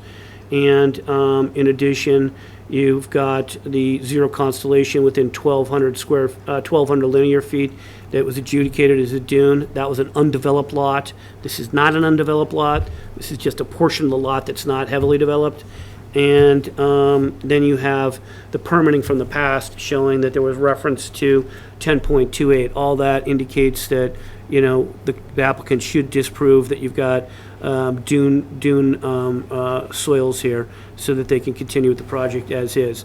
And as far as the square footage with regards to the impervious, the mitigation offered right now is the proposed dry wells, and I don't know if that's adequate to the commission or not, but it's a large build-out, so those are the comments I have. Commissioner comments? Has this already passed the ZBA? Yes. It has. So it's already been reviewed. I think the catch basin's definitely a good addition in my eyes, and the project looks good. So I don't know what you guys are. Is there any audience comment? I'd actually like to hear from Mr. Stewart. This should be under the new floodplain permit, Andrew? Yeah, Bert, this was actually applied, so they applied for this prior to the launching of the floodplain permit, so we haven't required them to do it. It would be a great idea. I think it should be a floodplain permit, and I'd appreciate it if they did it, so we can kind of keep track of this project along with all the others that we're doing now. As far as the soil survey and coastal dune aspect, we are not going to require a soil survey for this project. It's not located in a barrier beach. It's not in a VE zone, so by all building code standards, this is not a coastal dune, so we don't require any of that stuff. But that's up to the Conservation Commission. How about, is it a substantial improvement? That has not been determined. But the addition, as proposed, I believe from what I remember, was compliant with the current regulations. There is no building permit application yet, so I can't make a substantial improvement determination. Yeah, I forgot to say that. I didn't see it either, so Andrew's kind of caught off guard here a little bit on this. If I may. Well, I'm not caught off guard. I've been working with the designer and, on this project and had several meetings with the ZBA, but without, an actual application determining all of the costs associated with the project, I can't make a substantial improvement determination. Okay. Did someone else want to speak Yeah, here? Mr. Stewart and I had gone through the project. I'm Can sorry. you give us your name? Your name and, Dick Rockwood. Yep. Rockwood Design. Thank you, Dick. We've gone through discussions on this project right from the beginning. It's in the AO flood zone. Everything that we have on our drawing, we have discussed it. It meets all the requirements for that issue.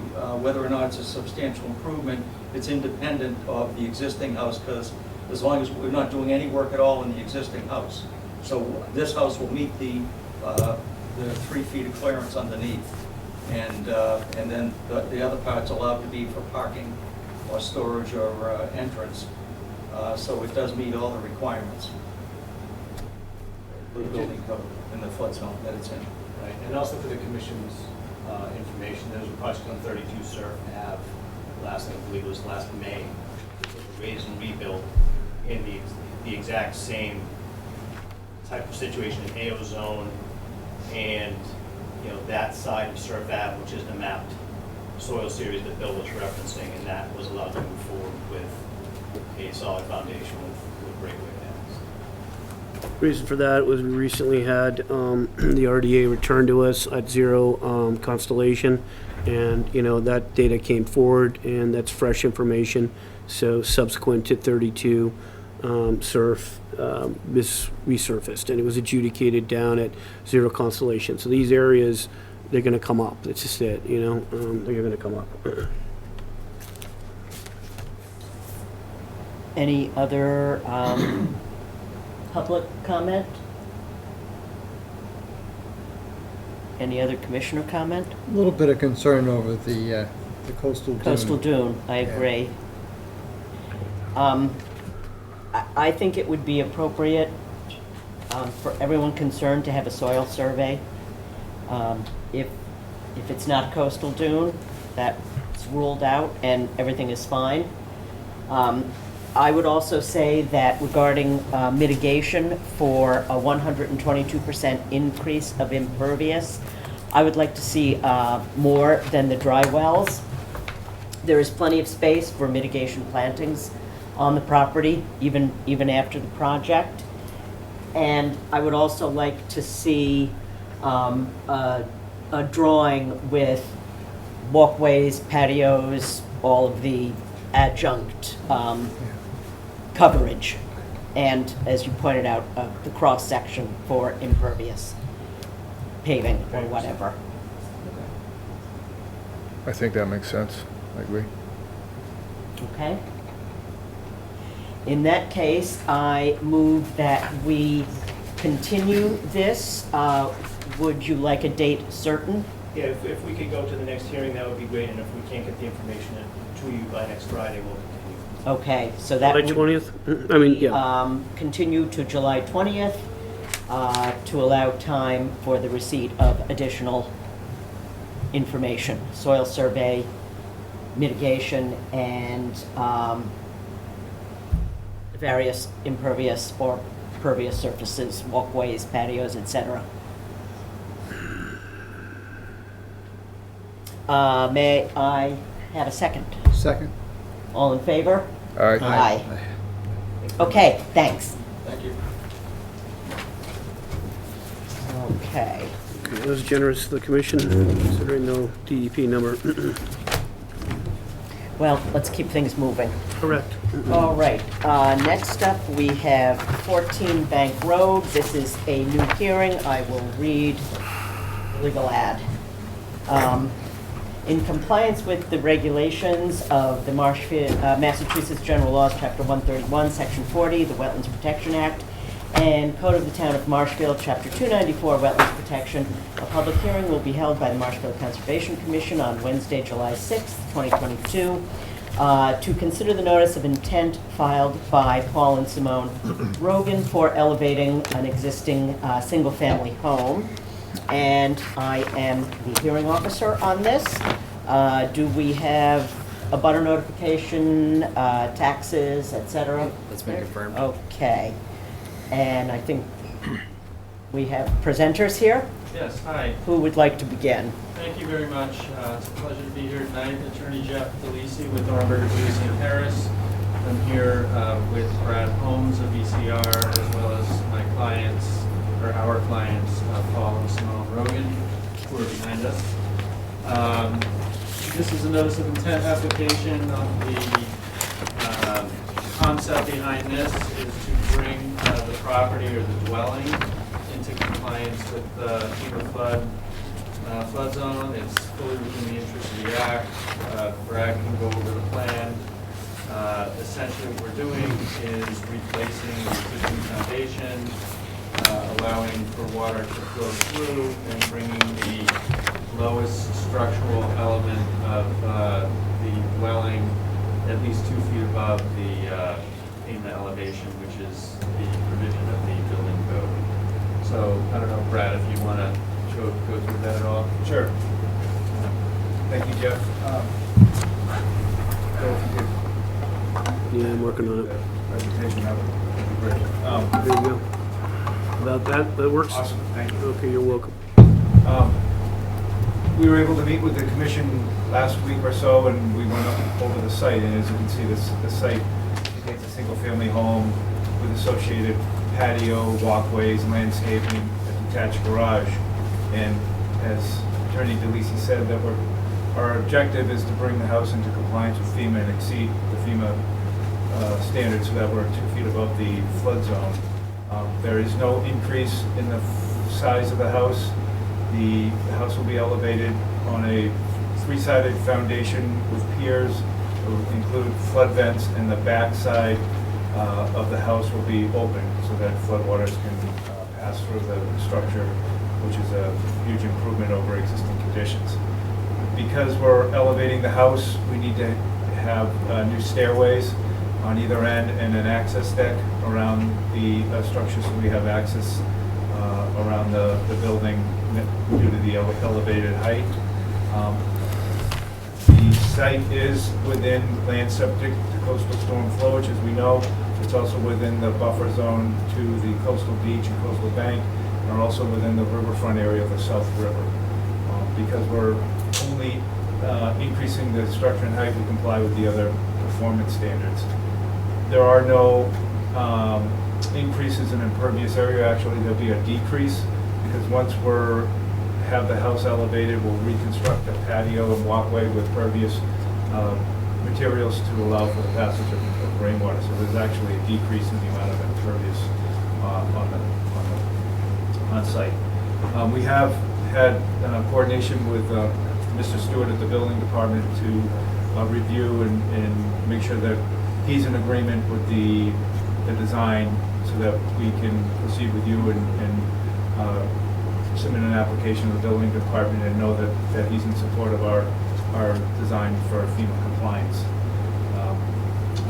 There is also the septic system existing at the site that's under the driveway behind the house will be replaced with a new Title V septic system to further improve the environmental benefits of the site. And overall, it's really a good project to bring the site into compliance with FEMA, and we hope that the Rogans can live there for quite a while and enjoy against the floods.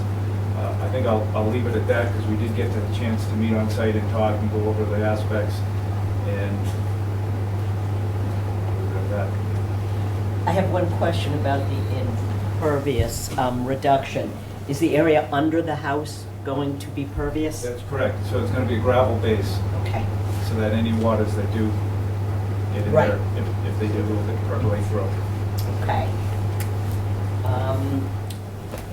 Mr. Grafton? Right, I'm just getting that note down. Maybe grateful.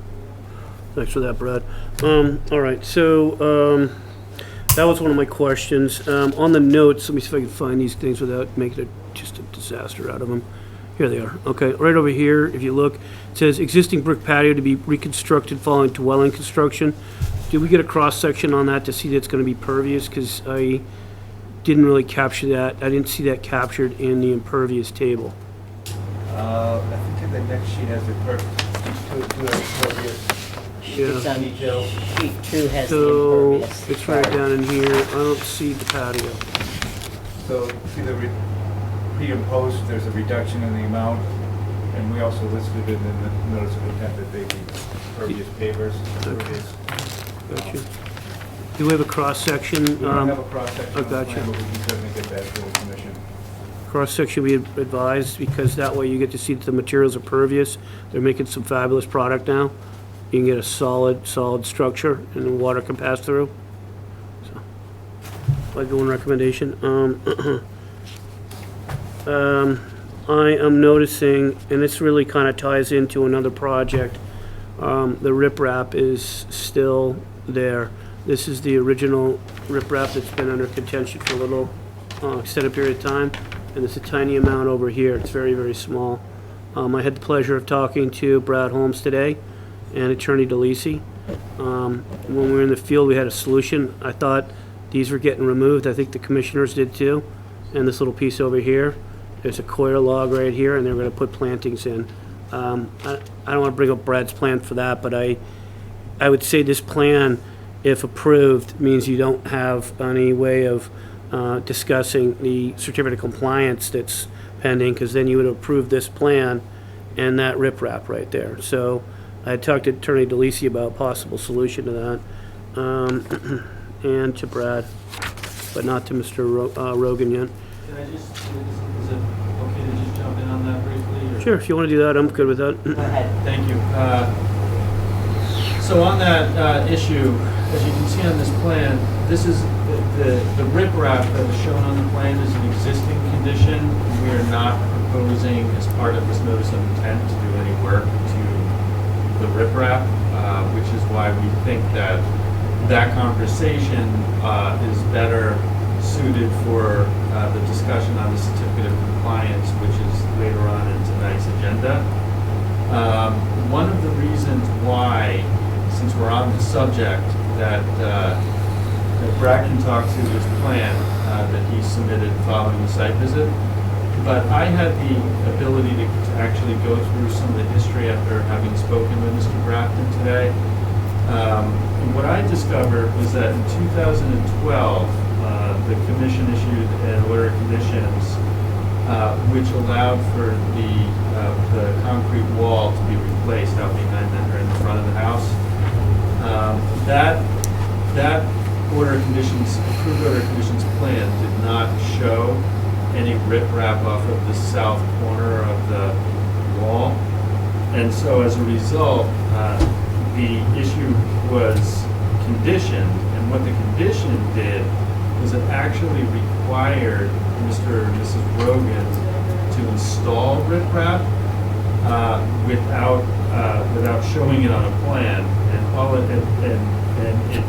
the language of condition H, special condition H, said a tapered stone return with the top gradually sloping down into the beach shall be constructed at the south end of the retaining wall extending to the adjacent property bound to minimize the erosion on the adjacent property due to end effect of the wall.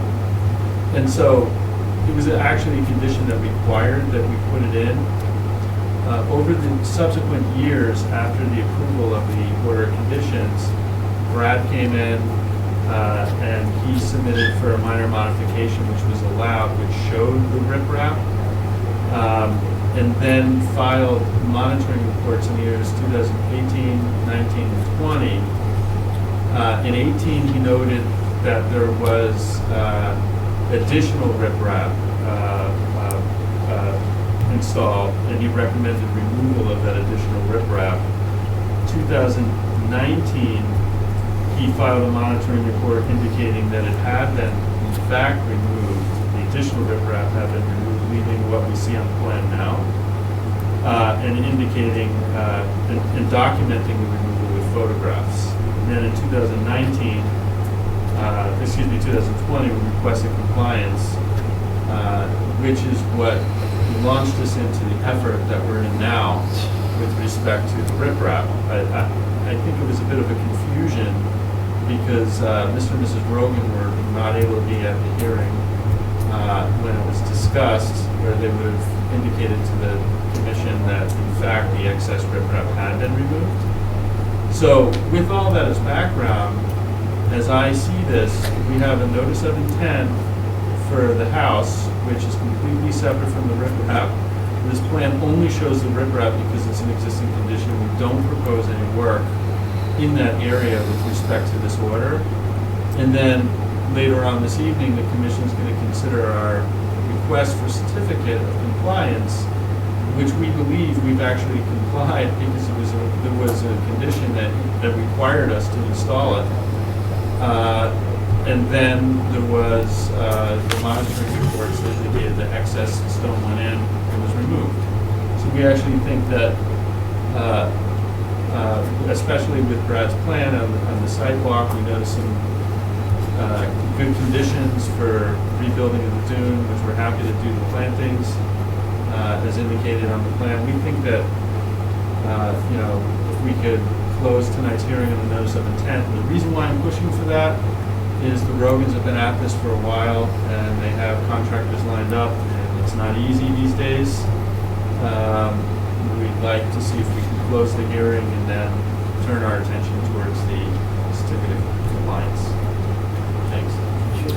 Question for Attorney DeLisi. Which permit stated that the riprap was supposed to be installed? SC 42-4? 2390, condition H, special condition H.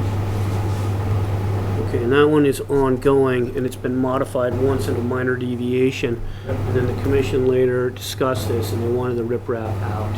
So the commission actually wanted it to be taken out in a 6-1 vote in 2020. Right, and that's the situation where there was a commission meeting without our clients having the benefit of notice of that, in which case we would have explained that the excess riprap had been removed. And we also would have explained that we were required by the commission to put it in the first place. So there's a legal ad that's typically posted with regards to that on the town website, and let's see. With regards to that, they also had requested that the that the public hearing that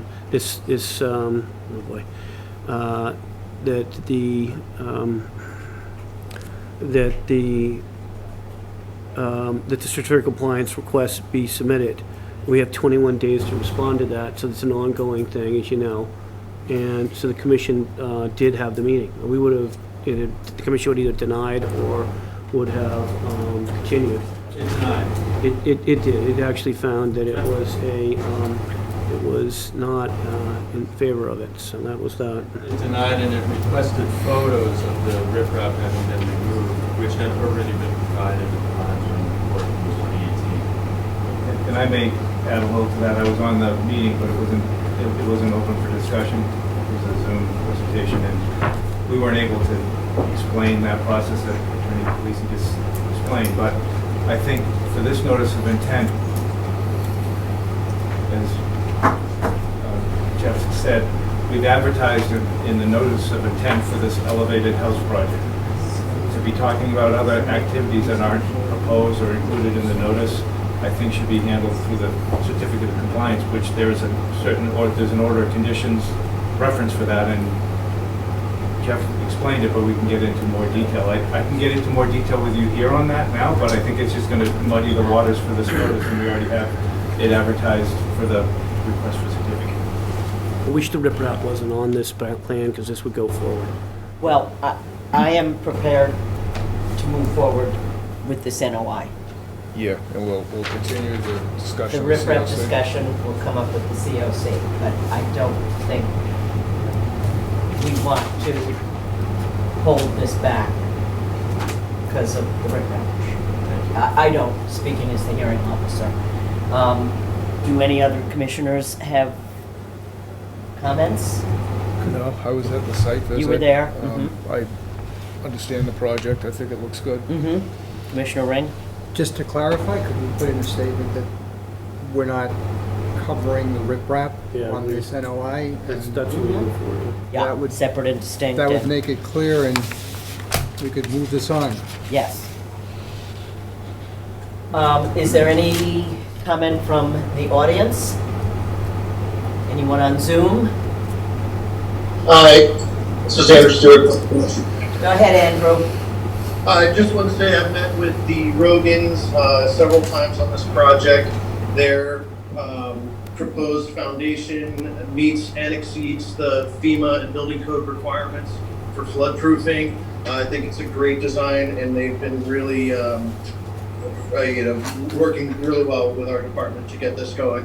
One thing I would ask, and I had talked to Attorney DeLisi about this, again, very similar to the other project earlier, is to file for a floodplain permit so that we could track this across all the departments. So it would be appreciated. Thank you. Okay, any other audience comment? Hearing none, I propose that we close and issue order of conditions. May I have a second? Second. We're going to read the conditions real quick. Yes, please read the All right. conditions. DO special condition notes the approved plan does not include the riprap. Okay, I'll take care of that problem. Okay, there you go, DO. Standard conditions, register both sets of orders and conditions with the Plymouth County Registry of Deeds, post a Mass DEP sign, handle subsequent permits. Applicant shall observe 310 CMR 1005 requirements. No work shall commence until all applicable administrative appeal periods have elapsed. Per 780 CMR 10.58, applicant shall notify the building official at least one business days before the business day before start of work to verify all D1 conditions have been met prior to the commencement of work. Coordinate pre-construction site visit with conservation administrator or agent during construction of proposed work. Follow best management practices, current NFIP FEMA regulations and building codes. Ensure erosion controls in place. Do you guys have erosion control? Yes, it's up. I'm not looking at it right now. Any additional ground surface not shown on the plan noted in A, general information, item 8, whether pervious or impervious shall require Conservation Commission review, and the cross-section would be coming in by 12 noon Friday. Yes. Okay. Cross-section due 12 noon Friday, July 8. Okay, for brick patio. Okay, great. The rest is pretty standard. Option to plant native salt-tolerant herbaceous shrub species is permanent. Seek guidance from the conservation administrator, agent, or a qualified wetland scientist on plant species options. The condition remains in perpetuity. That way they can do that, okay, with the plantings in the salt marsh, or they can do that with the high tide bush that's just coming up recently. We aren't, just to be clear, we don't have a planting plan as part of this project. We aren't asking for a planting plan. We're giving them an option to plant native That would be plants in great. there under your guidance, or Mike or my guidance. It's in the narrative as well. We're covered. So we're covered. Thanks. That's it. All right, may I have a second? Second. All in favor? Aye. Isn't that the bird? You have a second. Thank you. Thanks for hearing us out. Thank you. You're welcome. Okay, next up is 0 Little's Lane. This is a continued hearing. two Mullins. I thought I saw Mr. Yeah, he's out there. Mr. Here? Savant, I'll get him.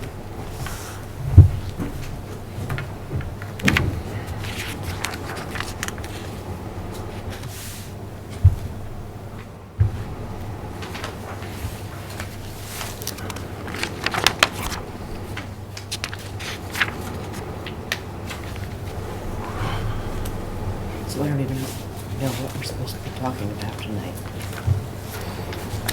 As far as. I don't say, I get a call. I saw him, he was here. He was earlier. Yeah. And nobody seems to know. And Rick doesn't seem No to be Rick here out either. there. Yeah, no, I think Rick is done. I think this one's on me. No, Rick Savant. Rick Savant. He was here too. Yeah, he was here too. Yeah. I'm gonna try to reach him, see what's going on with that. But meanwhile, you had a couple Mullins, I think, on this. Yes. So our two new commissioners have reviewed the previous hearing tape and have signed Mullen affidavits, which will allow them to vote on this issue. You want these, Bill? Okay, and I got this. David, you got yours too?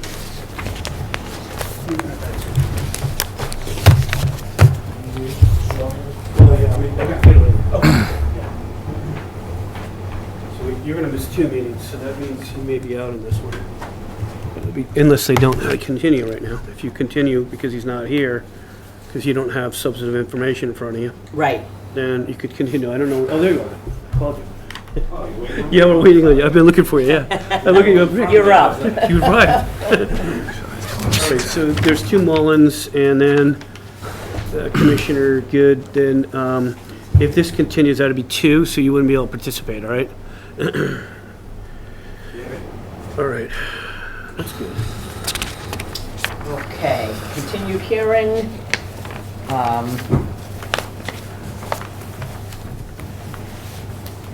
Okay, Are you ready? Forgive me, that's okay. What did you have for us, Rick? Okay, so from our last hearing, as you remember, we had a couple of things we wanted to look at. I have submitted a revised plan. First thing that we're tasked with is looking at that, the impact of the navigable channel in this project. We consulted with the harbor master and went over that regulation. He restated that he didn't have any issues at all with the project, that it does not cause any navigation problems whatsoever. He did have that in email. I know Bill and I spoke to him on the phone with Bill. I was in the office with him. So we believe that the section that we were talking about that Mr. Carver was referring to, that the whole point of that regulation was to so no docks or vessels impact navigation and safety, and he's comfortable that this one does not. And I have the email from him about that. Second issue we had was, that we discussed, was the fact that the dock extends out more than halfway than our water frontage. So the dock extends out 111 feet up to the furthermost part of the float, which is 56 feet longer than the regulation states. You can only have half your frontage. Of course, we're out there, it took 111 feet to get the required depth of the float to get to that 30 inches. That's the minimum distance we could go to get to that. So by doing so, we are 56 feet longer than we talked about mitigation for that 56 feet. So what we're proposing on that, we did propose a no wake sign as shown on the plan, which would help, some erosion in the area. Also, we're proposing for the 56 feet for every lineal foot that we're exceeding, we were talking about a 4-to-1 ratio for mitigation, and we're proposing to make that with the fee to the Salt Marsh Restoration Fund at a 4-to-1 ratio, which is $224. Into the town has a fund set up, as you're probably well aware. Is that in addition to what you have already Okay. Yes, we've already paid in excess on the shellfish fee, so we thought we'd be more inclined to, as a project, we covered the shellfish. We felt that would be the best place to mitigate. Okay. So, Mr. Grafton. Right, all right, so we went over all the details on June 15th, and it was really the width of the property, 110 feet plus or minus, 50% out would be 55 feet, and it exceeds that. So Rick came in the other day, and always welcome, by the way, and he basically spoke to me about the mitigation, and we talked about a variety of things. And in addition to mitigation, he had not seen anything that he could kind of come up with other than potentially shellfish mitigation or something else. I did talk to him about salt marsh restoration also, but that's something new. So either you do the plugs or there is a salt marsh restoration fund as well. They are offering a sign, a no wake sign. And then with regards to this additionally, the project, that the float needs to have 30 inches of water underneath the lowest portion of the float. Right now on his plan, which I need to pull up, I apologize for not doing that sooner, we're looking at 32 on one side of inches of water to the top of the water, and the other side is 36. So it doesn't have the provision for the additional depth, and usually there's a bit of 6 to 12 inches of material underneath the dock that also needs to be considered. Let me get this for here, it's right here. Bear with me, it'll make some sense. All right, 628 site plan. So I'm gonna have to figure out how to work this better here. Okay, regarding that, share a view. Okay, so, okay, it looks like my view is not my favorite right now. Okay, so underneath here, we get 30, they got 3 feet of water. That's on one side, one corner. On the opposite side, we have 32 inches, which you can see in here. I'll zoom it in a little bit better if it works out, that's great.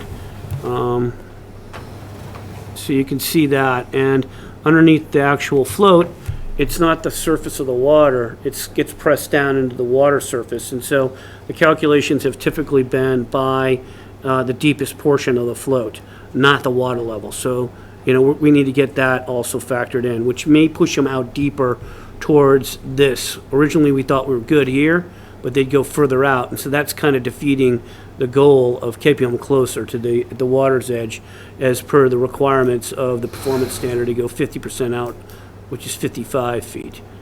So that's a little bit of a challenge also to the project. I don't know how they're going to manage that. That's something that has to be factored in. Additionally, excuse me, sorry about that. The North River Commission has had some past permits. I'm only citing these not because we have their jurisdiction, but because it's just helpful information. In 2005, they approved the permit, and they said there's no ramp or float on this river structure. Both in November 3, 2005, and then again on October 27, 2005. Marshfield ZBA, again, not our jurisdiction, but just for commentary because there's concurrent permitting going on. In 2005, May 24, a grant of special permit was issued. It said no boat will be moored on or docked to deck. And in 2011, May 10, there's another grant of special permit, and the plan called out that there was a canoe and kayak ramp. And then one of their special conditions, number 9, was applicant should comply with order conditions issued by the Conservation Commission, which is presumed to be 2340, which is the most current permit prior to this one, which indicated also that it was going to be used for kayaks and canoes. Plan Department also called out in November 20, 2002 It's the opinion of the planning department that an application for construction of accessory structure is invalid in the absence of the presence of a primary use structure. The planning board has taken a consistent position over the years that the subject lot is ineligible for approval of a building permit without demonstrating frontage on a street that complies with town standards. That's legal, and that's that gets to ZBA. It's out of our jurisdiction, but it affects this project in general.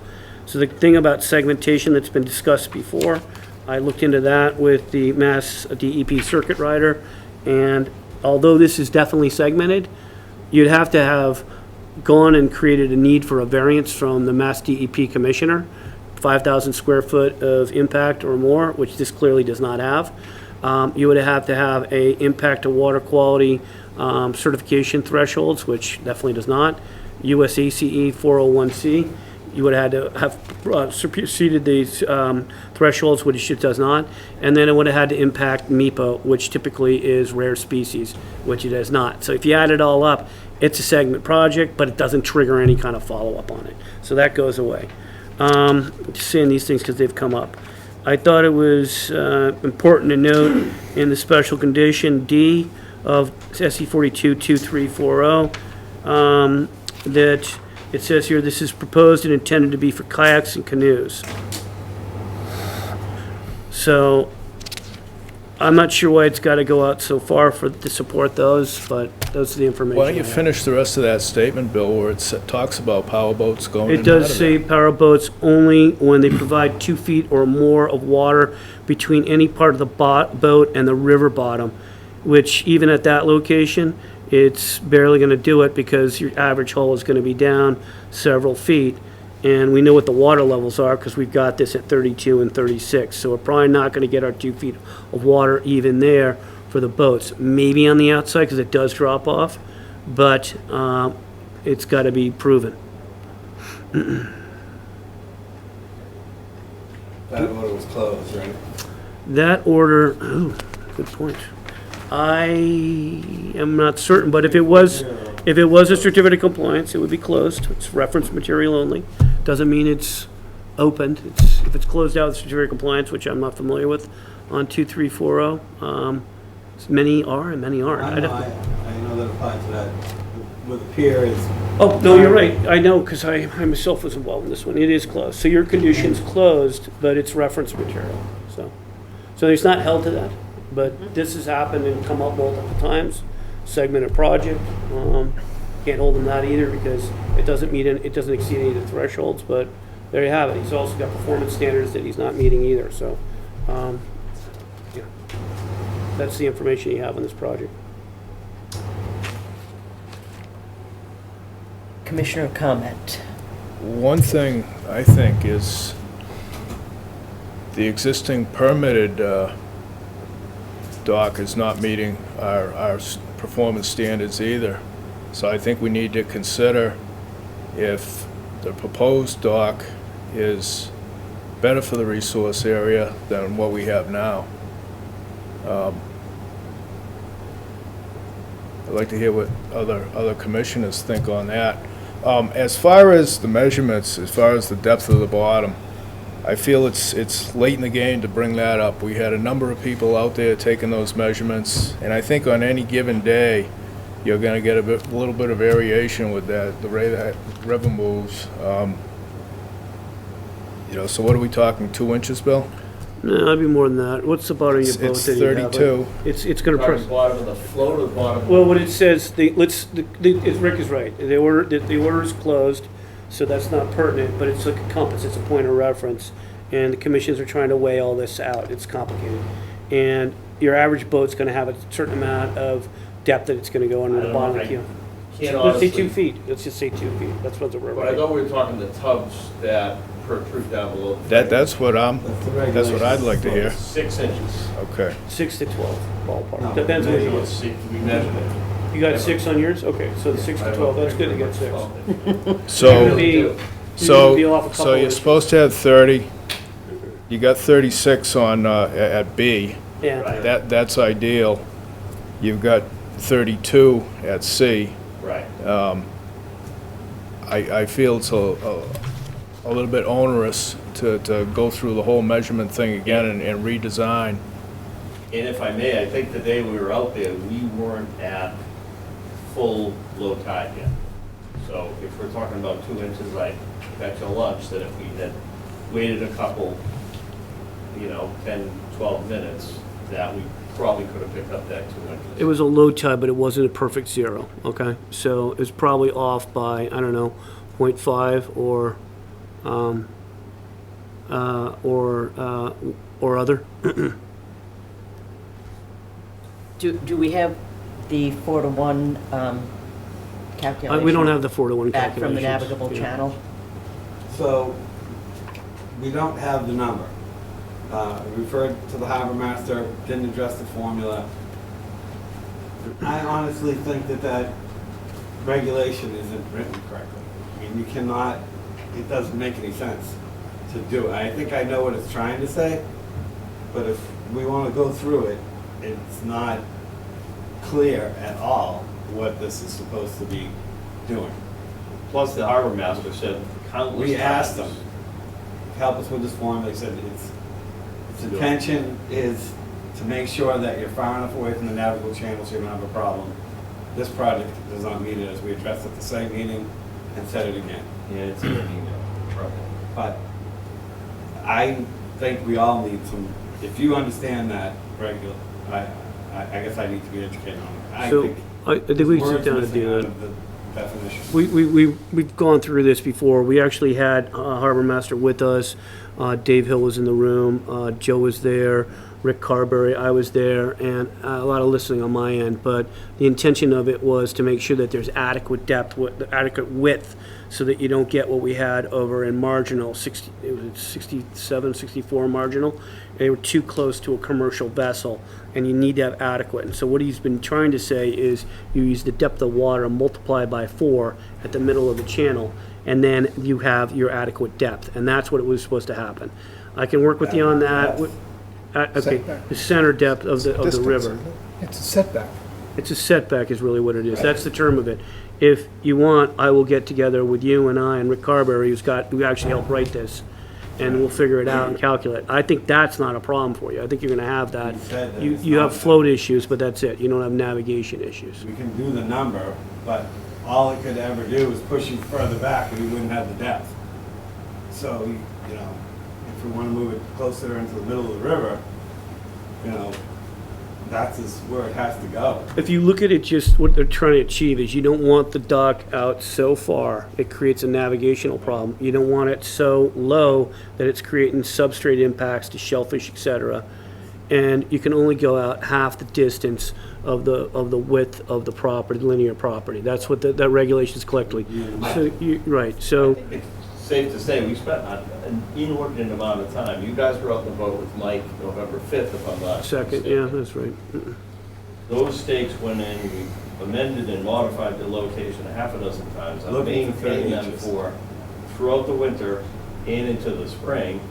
And based on what Mike said, and we were out on the sidewalk, in my opinion, just in layman's terms, I think we've met every requirement, as far as I can tell with the feedback from Mike, in the 2 site visits, one by boat and one by the commission, that it doesn't seem to be much more that is on the table for questions. So here's what I see. I think your argument and what Bert's trying to say about the 32 inches, and it has everything to do with the with the fact that you have the tide might not have been at low, then you would have picked up more water. Okay, and then the 32 might have been 34, 36, and the 36 might have been more also. So that does affect it, a little bit. So that probably makes that go away. It sounds like the commission's headed that way anyways. Bill, if you were not at low water and you went to low water, that would mean that your depth would decrease. Decrease. So you would have Right. less water. Absolutely. We were at low water. Right. But I don't think that was, I think it was a point, I don't think it was a 0-0 tide. Honestly, I've been down there before, and with a lesser lower tide, because again, I've maintained them for 6 or 8 months. Lower tide and the stakes were at a higher amount of water, because the wind was blowing so heavy. So I was astounded how much it could fluctuate. Therefore, we pushed it out, so we had wiggle room, which I think we did, and I guarantee if we did it again, we might even have a couple more inches than the particular day we were out there.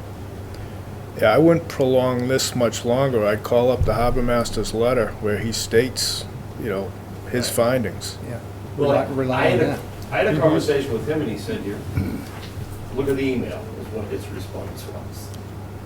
Right, because I already addressed this stuff when I tried to talk about the formula, which I understand what it's supposed to do, but if you read it, it's not written correctly. Okay. So we need to have a way of calculating it. Right, and all it could do is move it further out into the river, because we can't go back. So whatever the number is, we can't move it landward, so it's either, I don't see how it can affect it. The only thing that we'd be able to do is move it further into the river. Well, the harbor master helped write the performance standards, so it was his idea, actually. And he has a comfort level with where it is, Yeah, he with does. regard to the 4-to-1. Right, it does not impact navigation and safety. So maybe your variance is, since the harbor master, you know, was one of the main bodies here, and I think it's E29, requires coordination with the harbor master. Maybe what's going on is you get a letter from him stating he's satisfied with it, and that this is help him, Sounds have like- him, do we have him already have that close in that an out email so the from commission him? can make a Yeah. vote. I Yes, mean, we that's do. the We bottom already line. have that, Bill. You have that, okay? Have that. They have that, okay. Unless other commissioners have further questions about the measurements, I'd really like to hear whether, the feeling is whether the existing float or the new proposed location is better for the resource area. I think that's what our That's what it decision boils should kind of down come to. down to. And I think the new plan is a betterment from the perspective of the resource area, because what's there now is just sitting in the Well, it's mud. sitting on the float stops, It's on which doesn't put stops. the whole thing in the mud, But- but, you know, it's covering the mud. It's, you know, the whole idea about trying to limit the number of docks is to, you know, limit the damage to the resource To the area resource. and limit the number of obstructions to the use of the river by everybody else. So you're getting rid of some of the Is damage. the by changing current, dock. the existing swim platform, is that yours? It is, yeah, Would you consider removing that yes. if you, It's gonna be in the way of docking your boat anyway, right? Yeah. Right, it's in too close proximity to the proposed anyway, so, okay, yeah. so that would come out, so Yeah. that would be one less object in the river. Yeah, that's not really ours, but I would consider that mitigating. I would consider that mitigation, yeah. Done. So as mitigation, we have a no wake sign, we have additional monies to the shellfish mitigation fund, Salt marsh. salt marsh mitigation fund, and we're gonna have the removal of Correct. that float that's out there now. Yeah. Is there any comment from the public?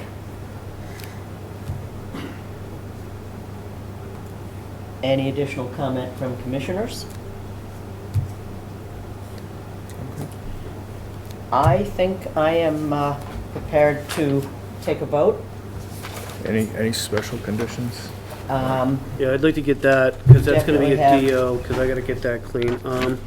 Do we have this ready? Vote to continue, so you'd have standard dock conditions and all the standard general conditions, but this mitigation, I'd like it spelled out so I make sure I have it all.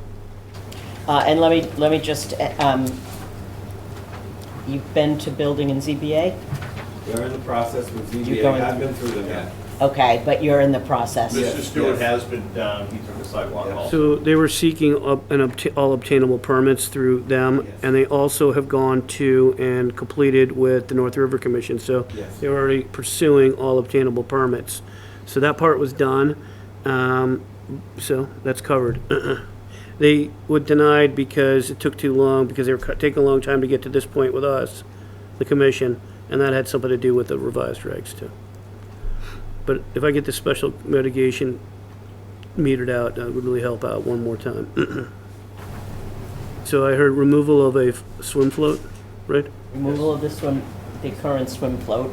From the river, okay. Okay.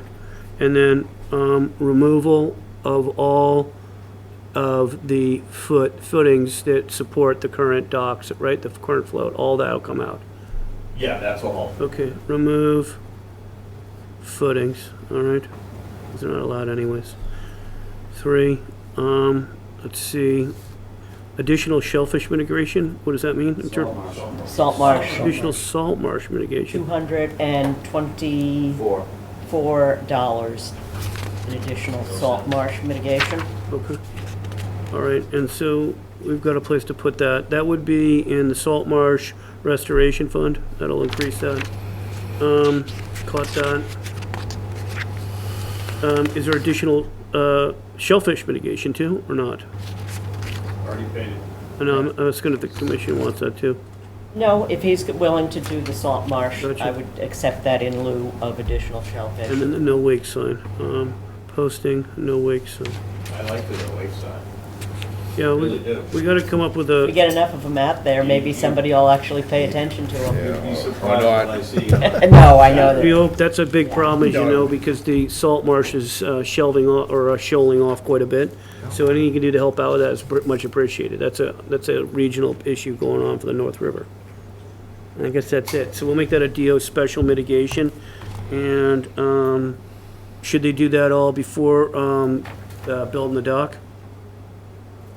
All of that is, Well, all that can be done in a day. has to you know? happen before they build, I mean. So that's gonna be the part of the D1, okay, special conditions.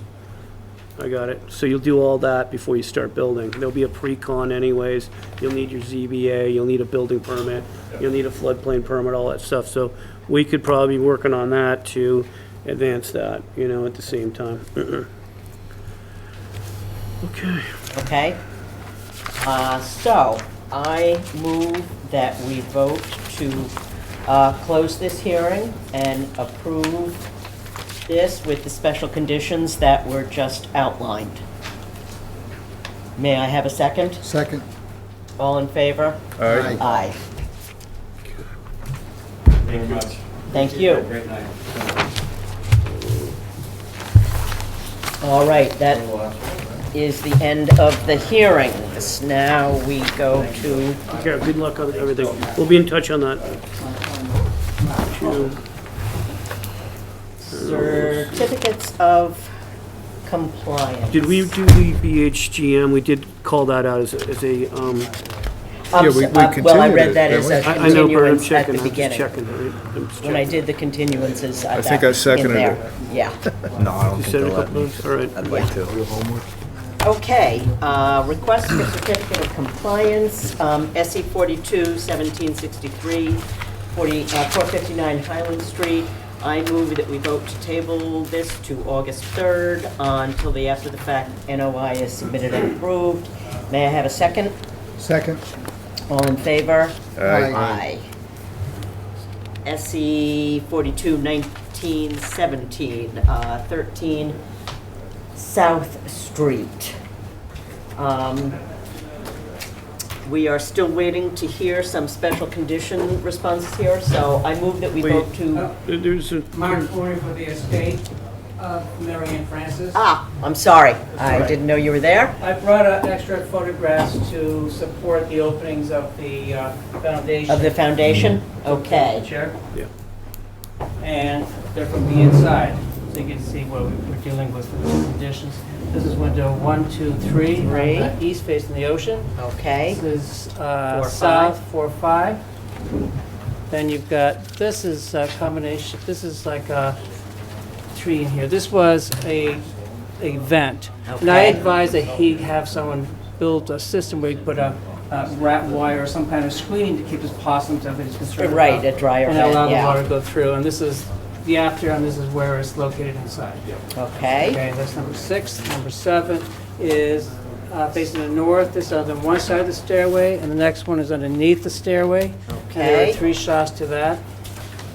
And then I gave you some shots from the exterior show the grade, basically. Okay, so we now have all We have 10 of- openings out of 10 the 11 openings, open. okay. The other condition we have an issue with is the one concerning the slab. When it was, we had a permit, we had the order of conditions recorded March of 2005, and then January actually, and March 11th, the building permit was issued. It was not supposed to have a slab according to conditions, but 17 years ago, somebody actually started doing this work, and I'm sure the building inspector at the time inspected the footings before they poured them 4 feet below grade, again after, and they did the forms. They went through all the inspections, the fire department approved everything was in there.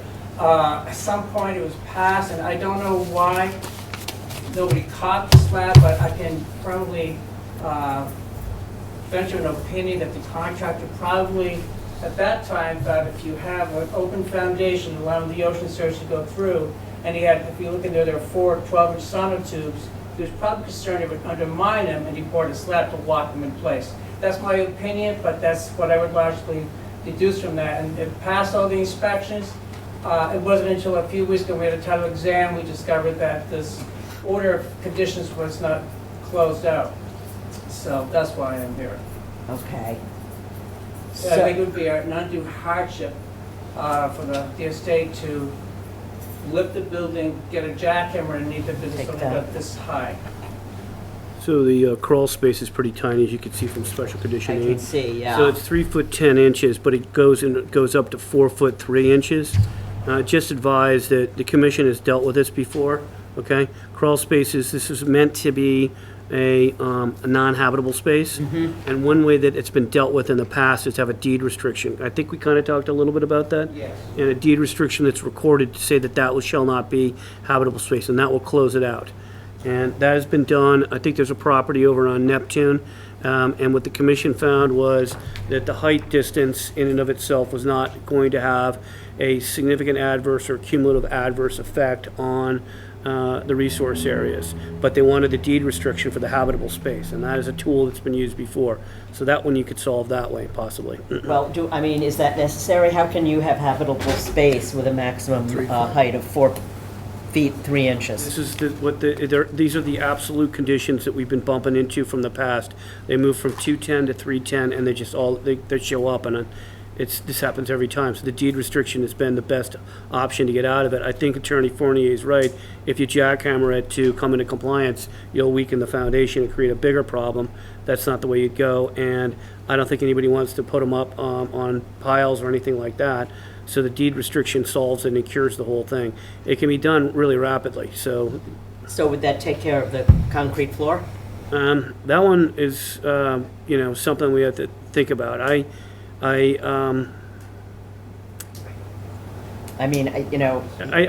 What's happened before is, that's a tough one. Do we have anything that says it can't be concrete? The special condition says it can't be covered. It's opened. So I don't know what the solution is on that one.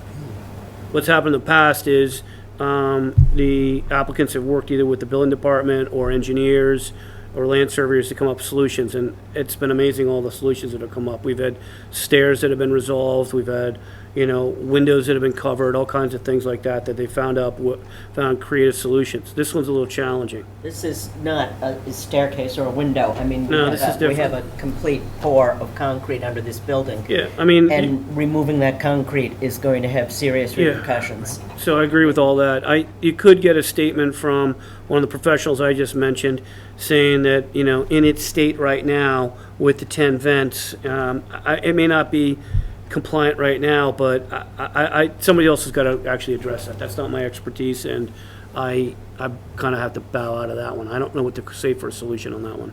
Mr. Stewart is not here anymore. They could go and talk to him, or they could talk to, who was it? It was Rick Servant, is there? Rick Servant, he was the one who was working that we just took off. Yeah, and he obviously showed us that that's the case. Nobody crawled in there to find out. We needed to know that. So that's the only one that you probably can't easily resolve. I don't know how you resolve that one. Well, common sense says we have to we have to figure out some kind of a workaround there. Right, I agree, and I would say that task the applicant just to get the highest and best engineering or comments from the building commissioner with regards to that. I think in general, we have a number of absolute conditions from the past. Those have been adjusted and handled by new FEMA, NFIP FEMA regulations. So those kind of overtake, in my opinion. So certain areas might be a crawl space. 13 South Street, that's Barrier Beach Coastal Dune. You want to have less impervious materials in there in general. That's the objective. So you have a building which could collapse if you opened it up. That could happen. You just can't, I don't think you can do that. So it's not conforming. I mean, I don't know if the commission's ever made a statement where they know it's not conforming, they allow it, or how they handle it. I just don't know. I've not seen that one too often. It's a different one. Any suggestions? You said all the building permits were closed out, all the inspections were completed? I'm assuming because even last week when we had the smoke certificate, the fire department there, it had been hardwired, and it's all new, you can see it's all new construction underneath it. I called for, full disclosure today, the building department. I spoke to a woman there she's very helpful, and she called me back twice with information, and Mr. Stewart is her third or seventh building commissioner, so she probably runs the office. But she found the building permit number, which I have, which was issued March 11, 2005. She couldn't find anything else in the file, so she said she'll look. She called me back, couldn't find anything. So then she said the commissioner would be back in the office at noon. He would go to look at the archives. But she said they may not be available because the archive buildings where they were left at one point were stored had caught fire. There was severe water damage. A lot of the records are lost. So he went out there, and I got a call around 3 o'clock from her saying that they couldn't find anything. So I'm assuming it had been inspected, looking at all new sonotubes, concrete, everything else, and you don't build something in Marshfield surrounded by all these other houses and have it just be done. You know, somebody would have inspected or at least stopped it. And I'm assuming that 17 years ago, when it was started, it would be finished within a year, it would have passed all the inspections. Get a statement for the professionals, and the commission has much more clear and convincing information. Get the deed restriction on the other one, that can go away. So, if you're gonna waive it, you'd wanna have the best we and need clear.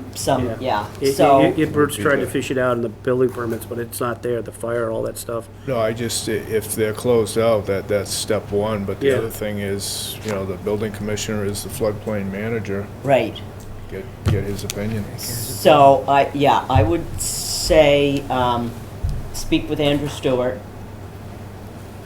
He clearly will see that the situation is that the records are lost. He is the floodplain manager. I would be curious to know what his determination would be. And also, if Mr. Servant could make a statement as to potentially damaging the integrity of the building by trying to correct this concrete pour under it. Right. It would be difficult. If it was in fact built like most contractors do, he would have probably put reinforcement wire or steel in it, which would make it really tough. Really tough, and you don't have the room to get a jackhammer in.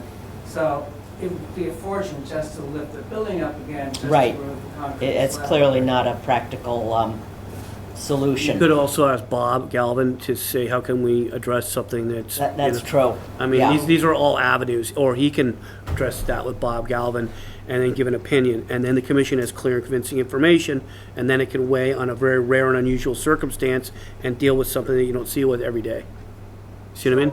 So I've dealt with situations. Your like this attorney, before. what's your name? DeLisi. Attorney Lisi. With Attorney Galvin. And what we've done in the past, in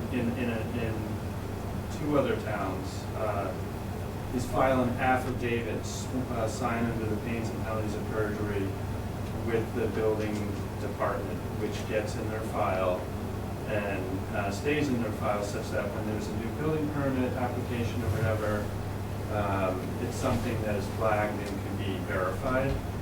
So just a suggestion, 'cause deed restriction seems kind of, Yeah, That's- kind see, of see, onerous. Jeff, Cumbersome. No, it's actually not. So there's two things here. There's the special condition E, which is the crawl space. Let's, And it's been used since Warren Harrington was here to get that one out. But special condition G, that's what I was thinking you were talking about. I was hoping you were, about the affidavit. It's the concrete slab underneath. That sounded like very, there were, right? well, so the commission has had the practice of using the deed restriction, and that's been a good tool. It's easy to write, it's easy to do, it goes away, there's multiple cases I could give to you. well, okay, we need to continue this until we have some more information and evidence. Would you be willing to speak with Attorney Galvin I certainly can. Okay. and see if there is a legal avenue that is not terribly cumbersome to remedy this? And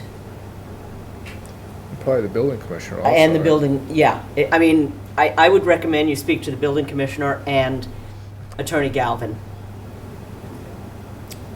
And, you know, the building commissioner may recommend that you have an engineer certify that it would be destabilizing or, you know, yeah. Practical, I think that makes sense. I mean, that makes really good sense. If there's an affidavit due to deal with that, like Mr. DeLisi is saying here, that would be awesome. The deed restriction, we have a template, the commission has used it before, there's no reason not to use the same tool again. Consistent. So, in that case, I'm going to move that we vote to continue this to the next public meeting on, what is it, July 20th? 7/20. Yeah, July 20th, correct. I put August 3rd. Does that work? Does that work for you too? Yes. Okay. And I can talk to you too. Yeah. To explore the different avenues to correct this. I have one question. Would your preference be an affidavit from an engineer or the building department? Well, I would say that might be a question for Bob. Attorney Galvin. Okay. Yeah. Yeah, I would say between the building commissioner and town council, see what they would find acceptable. Yeah, and I'll talk to you and we'll get you paved, connected to them, and it'll be good. Give me a shot in the morning. Okay, so I move that we vote to continue this to the July 20th meeting. May I have a second? Second. All in favor? Aye. Okay. Thank you. We'll figure something out. 2390, 14 Bank Road. Okay. Here we are with the riprap.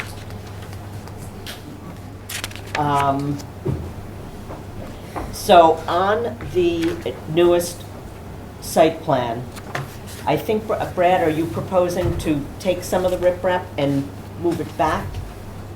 So, And then do some high tide bush? correct, as we met on site, we talked about that proposal. And then the next day I put together that plan with the photographs. So what we were proposing to do is take that lower toe stones of that south-facing riprap out. I was proposing to relocate those stones that we take out around the back side. They'll kind of break the face of that vertical wall. And then plant the high tide bushes in that area of the coastal beach beyond the coir log. I did get a chance to speak with Bill. Bill didn't like the idea of putting those stones along the side. That's something the commission is in agreement with. We're not something that we could take those off, but it made sense that they're there, move them around the side so that you break up that vertical face. I think what we proposed in that latest rendering was what we talked about on site. And if I misunderstood, Well, I think we thought you were just going to remove more of that riprap there. I mean, that was my impression, but I think the important thing would be to get the plantings in there. I think they would have a stabilizing and a good effect on that. Bert, you were there on site. Yeah, I would agree. I mean, I think it looked pretty good.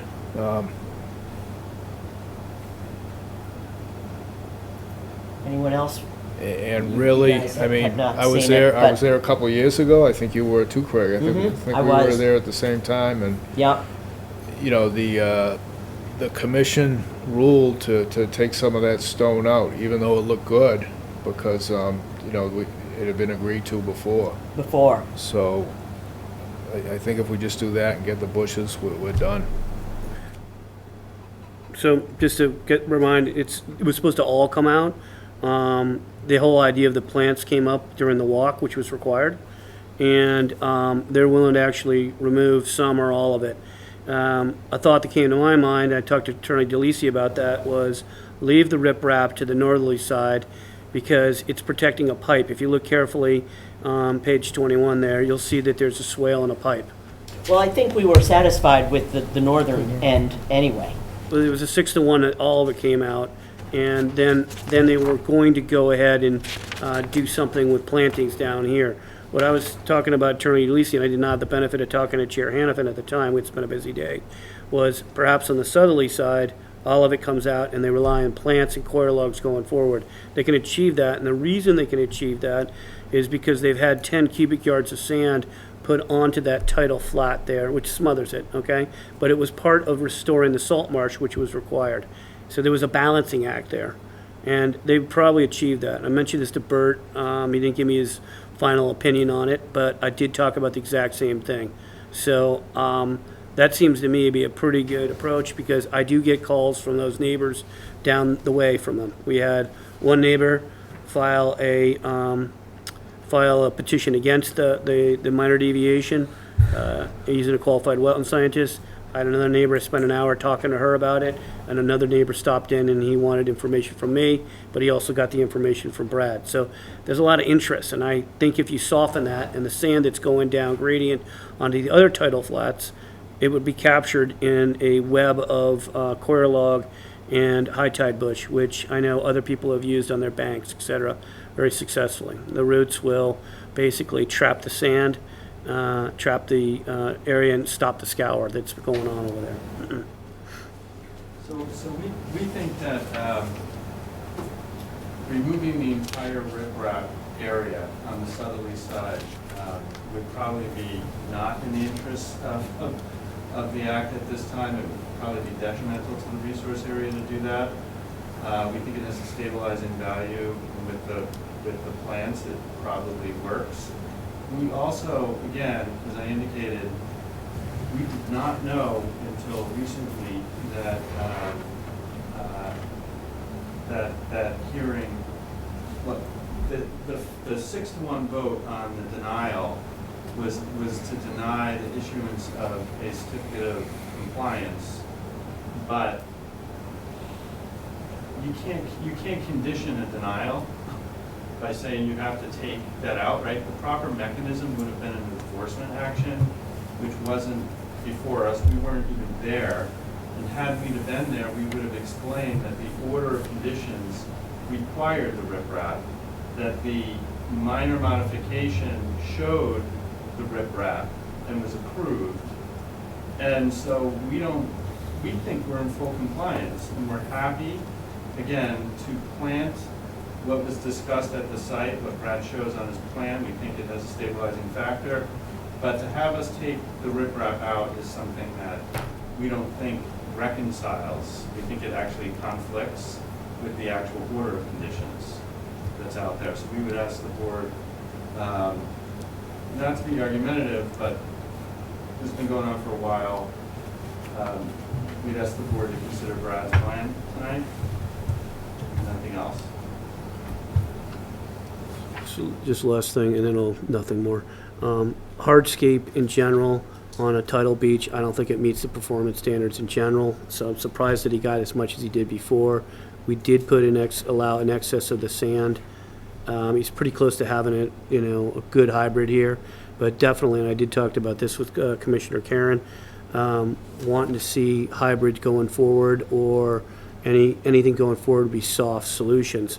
This is pretty close, but it's still, you got a fair amount of riprap, and somebody will sometime call if there's a complaint about it. So I just caution the commission to make sure that that southerly side. Well, how do you answer their contention that years ago, they were told to put riprap in there? I'd have to talk to Jay Winnemer about what the intent of that was exactly, which I'd be happy to do, but that belabors this. So I think what I heard from Mr. Rogan was in the middle, it was streamlined, and then the special conditions may have called out for some material, but it doesn't specify exactly how much. I know those orders and conditions are still open, so they're valid, but they aren't on the site plan either. And the approved site plan did not have that material in there at all. So the condition might have been there, but there was no site plan to show what it was supposed to be. So It didn't have the material in, and it conditioned the approval that you put the material in. So that, and it didn't specify how much material. Mhm. So you couldn't measure whether it was in compliance or not, which is why, when we filed the minor modification and was approved, it showed the riprap, and then we indicated that we would be willing to remove some, and we did. So again, it's back and forth. I think plans at this point, we've had this condition's been on this property for 10 years. The answer to the neighbors is the commission required it years ago, and they put it in. That's the answer. Things might be different now, but the site plan use And for the you've got minor- that in writing too, Bill, right? Um, You've got the same, you're looking at the same conditions as Attorney Yeah, I'm Gleason? not looking at it right now. I'm gonna take Jeff's word for it. He's pretty compass straight. It's okay, I can trust you. So the reason that the plan that was used showed riprap, I'm sorry about this, was because we're using an as-built and we're making it simple so that Brad Holmes could go do this. We trusted him on it, but that didn't necessarily mean that the commission was approving the plan. Yes, they looked at it, et cetera, but they also reviewed this later on. I don't know. I don't want to belabor this anymore, but that southerly side is the problem. I don't want to belabor it anymore either. So one question I have to help to settle this. There is an impact to removing that riprap. At some point, you say this is too complicated. Removing the riprap, it was put in there. You could debate whether it was required or not. Net, leave it there, move on. Leave it there, put in the high tide Yep. bush. And, yeah, I am prepared to move forward. That works for me also. I agree. You want to maybe make sure that the bushes go in. There weren't supposed to be any annual monitorings, but otherwise it's just on paper. You maybe say plant in the first Brad planting Holmes season. will plant shrubs himself. Get my word on that. Put in the high tide bush, so they would put it in by fall planting season, right? Yep. That's okay for high tide bush? Yes. Thank you, Brad. Okay. I move that we vote to issue a COC for SE 422390. May I have a second? Second. All in favor? Aye. Aye. Thank you very much. Thank you for bringing it into this situation. I really appreciate it. Good luck with your project. Thank you. Okay, SE 422711, Trounce Island. We are lacking monitoring reports, so I move that we vote to deny the request for the COC and require the submittal of 2 annual monitoring reports prepared by a qualified wetland scientist. May I have a second? Second. All in favor? Aye. So for those who don't know, basically that is spelled out just like the commissioner was talking about, that special condition of putting in the riprap. So the 2 monitoring reports are required as per qualified wetland scientist. They have a second house out there.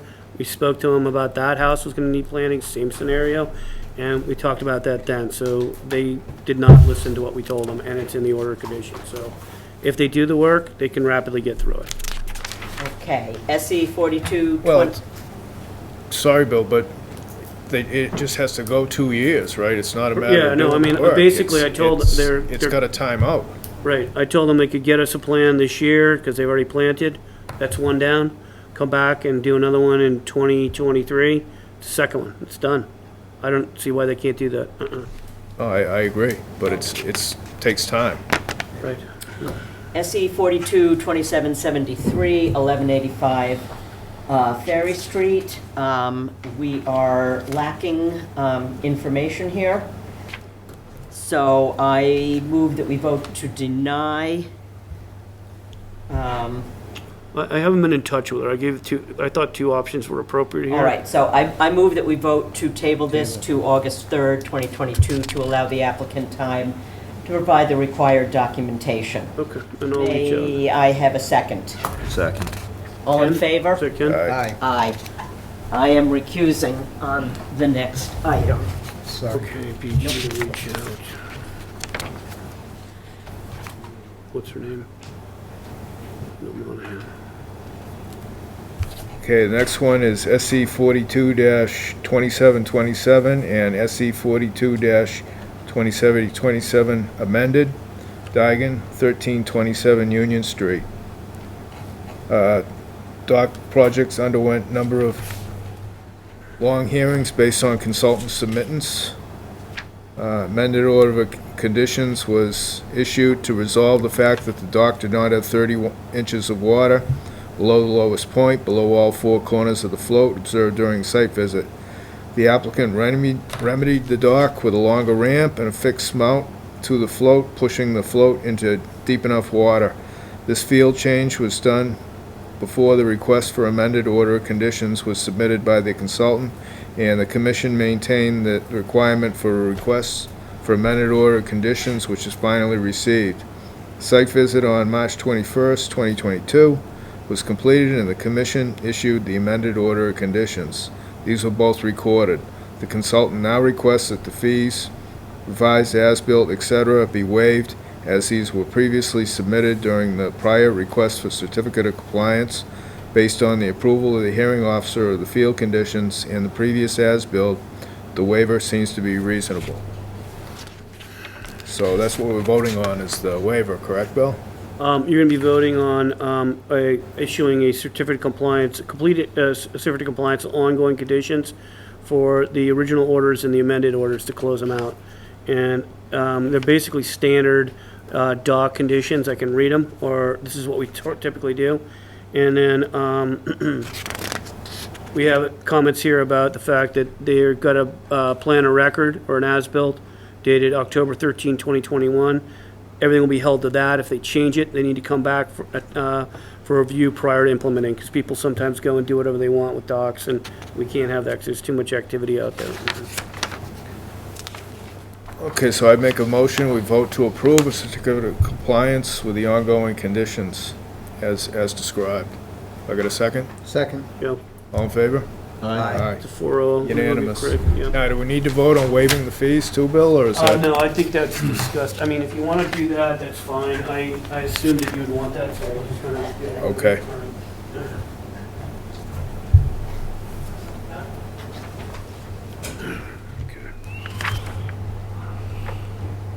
Thanks. Oh, great. Much. All right. Okay. SE 42, 2855, Bourne Park.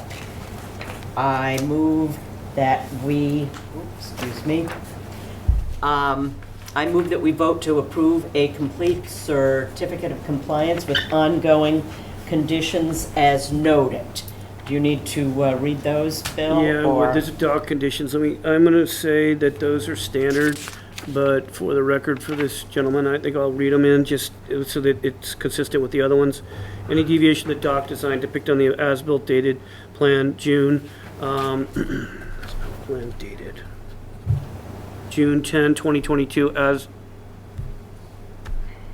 built, prepared by Riverhawk Environmental, sign stamped by Robert S. Rigo, RPE shall require Conservation Commission review prior to implementation. No grounding of floats or boats on tidal flats or river bottoms, no prop wash at riverbed, no storing of fuel on dock, no fueling of vessels from dock, no dragging the float across the salt marsh, native beach grass and vegetation for storage or maintenance reasons. Storing and performing maintenance is permitted above mean high water when salt marsh, native beach grass and vegetation is dormant from November 1 through May 1. Any damaged vegetation will be restored as per Chapter 505-301.1 E15. No chemical spraying in resource area. Periodic maintenance of floats and piling securing systems to secure alignment within approved scope of these orders. Repair for safety reason within the approved scope of the orders. Option to post a permanent no wake in river sign on the end of the pier facing the river. May I have a second? Second. All in favor? Aye. Aye. And SE 42-2911, 49 Mayflower Lane. I move that we vote to issue a certificate of compliance. May I have a second? Second. Joe. All in favor? Aye. Aye. Those were easy. Okay. All right, so before we go down that road, One enforcement order. yeah, Craig, I gave you, or Chair Hannafin, I gave you two things. I gave you a updated, just to pass out to the other commissioners. Yep. And we also received late, but he tried to reach me on the deadline, July 1. Mr. O'Leary had some comments, which I put in front of you.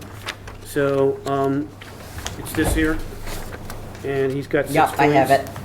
I picked up the phone and I called town engineer about his comment, his key comment, which was, by the way, we'd have town council Connor Mullen here joining us, okay? Thank you very much. Do you want to say hi real quick, town council? Good evening, Commissioners. Hello. Okay. Thank you So for hanging in here. I briefed him on this, and so, long story short, Mr. O'Leary felt that special permission needed to be approved for doing any work within the Preston Terrace roadway.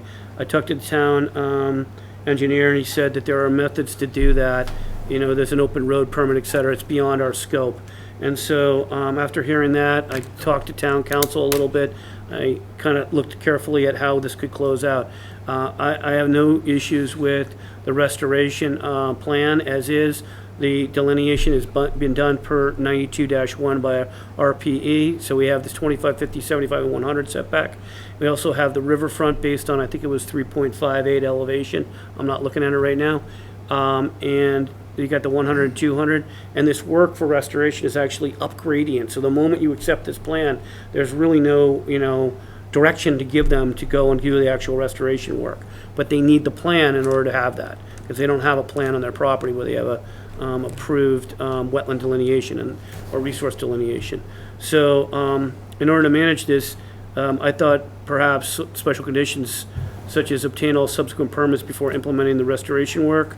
The restoration work activity, if undertaken, does not require a conservation permit, as is located upgrading of the delineated resource areas. Any new work activity performed within the resource area shall require a submittal of a new conservation permit, because some of the claims he's got has to do with the abandonment of an old dry well and holding tanks, which are down gradient, and all right, that's gonna be its own thing, I know. So it's its own thing. And so, long story short, I had to address his comments, and I think this does it. Town council and I talked for about 20 minutes and ironed this out. I think this is pretty solid. It gets the thing done. You get your wetland delineation done. You have a restoration plan that's been prepared by an RPE, reviewed by Rod Procaccino, and if it's ever going to get done, they have to obtain all subsequent permits. We've got it right here. So this point number 6, that's abandoned? Yeah, what's going on? Let me get the plan. Because that's the whole thing that got us into the resource area to begin with. Let me show you so that the commission's comfortable. After 20 years, we want to just get this done. It's not us. We adopted this. All right, so this was a enforcement order B8. There's quite a few documents in here. The most current one was, right.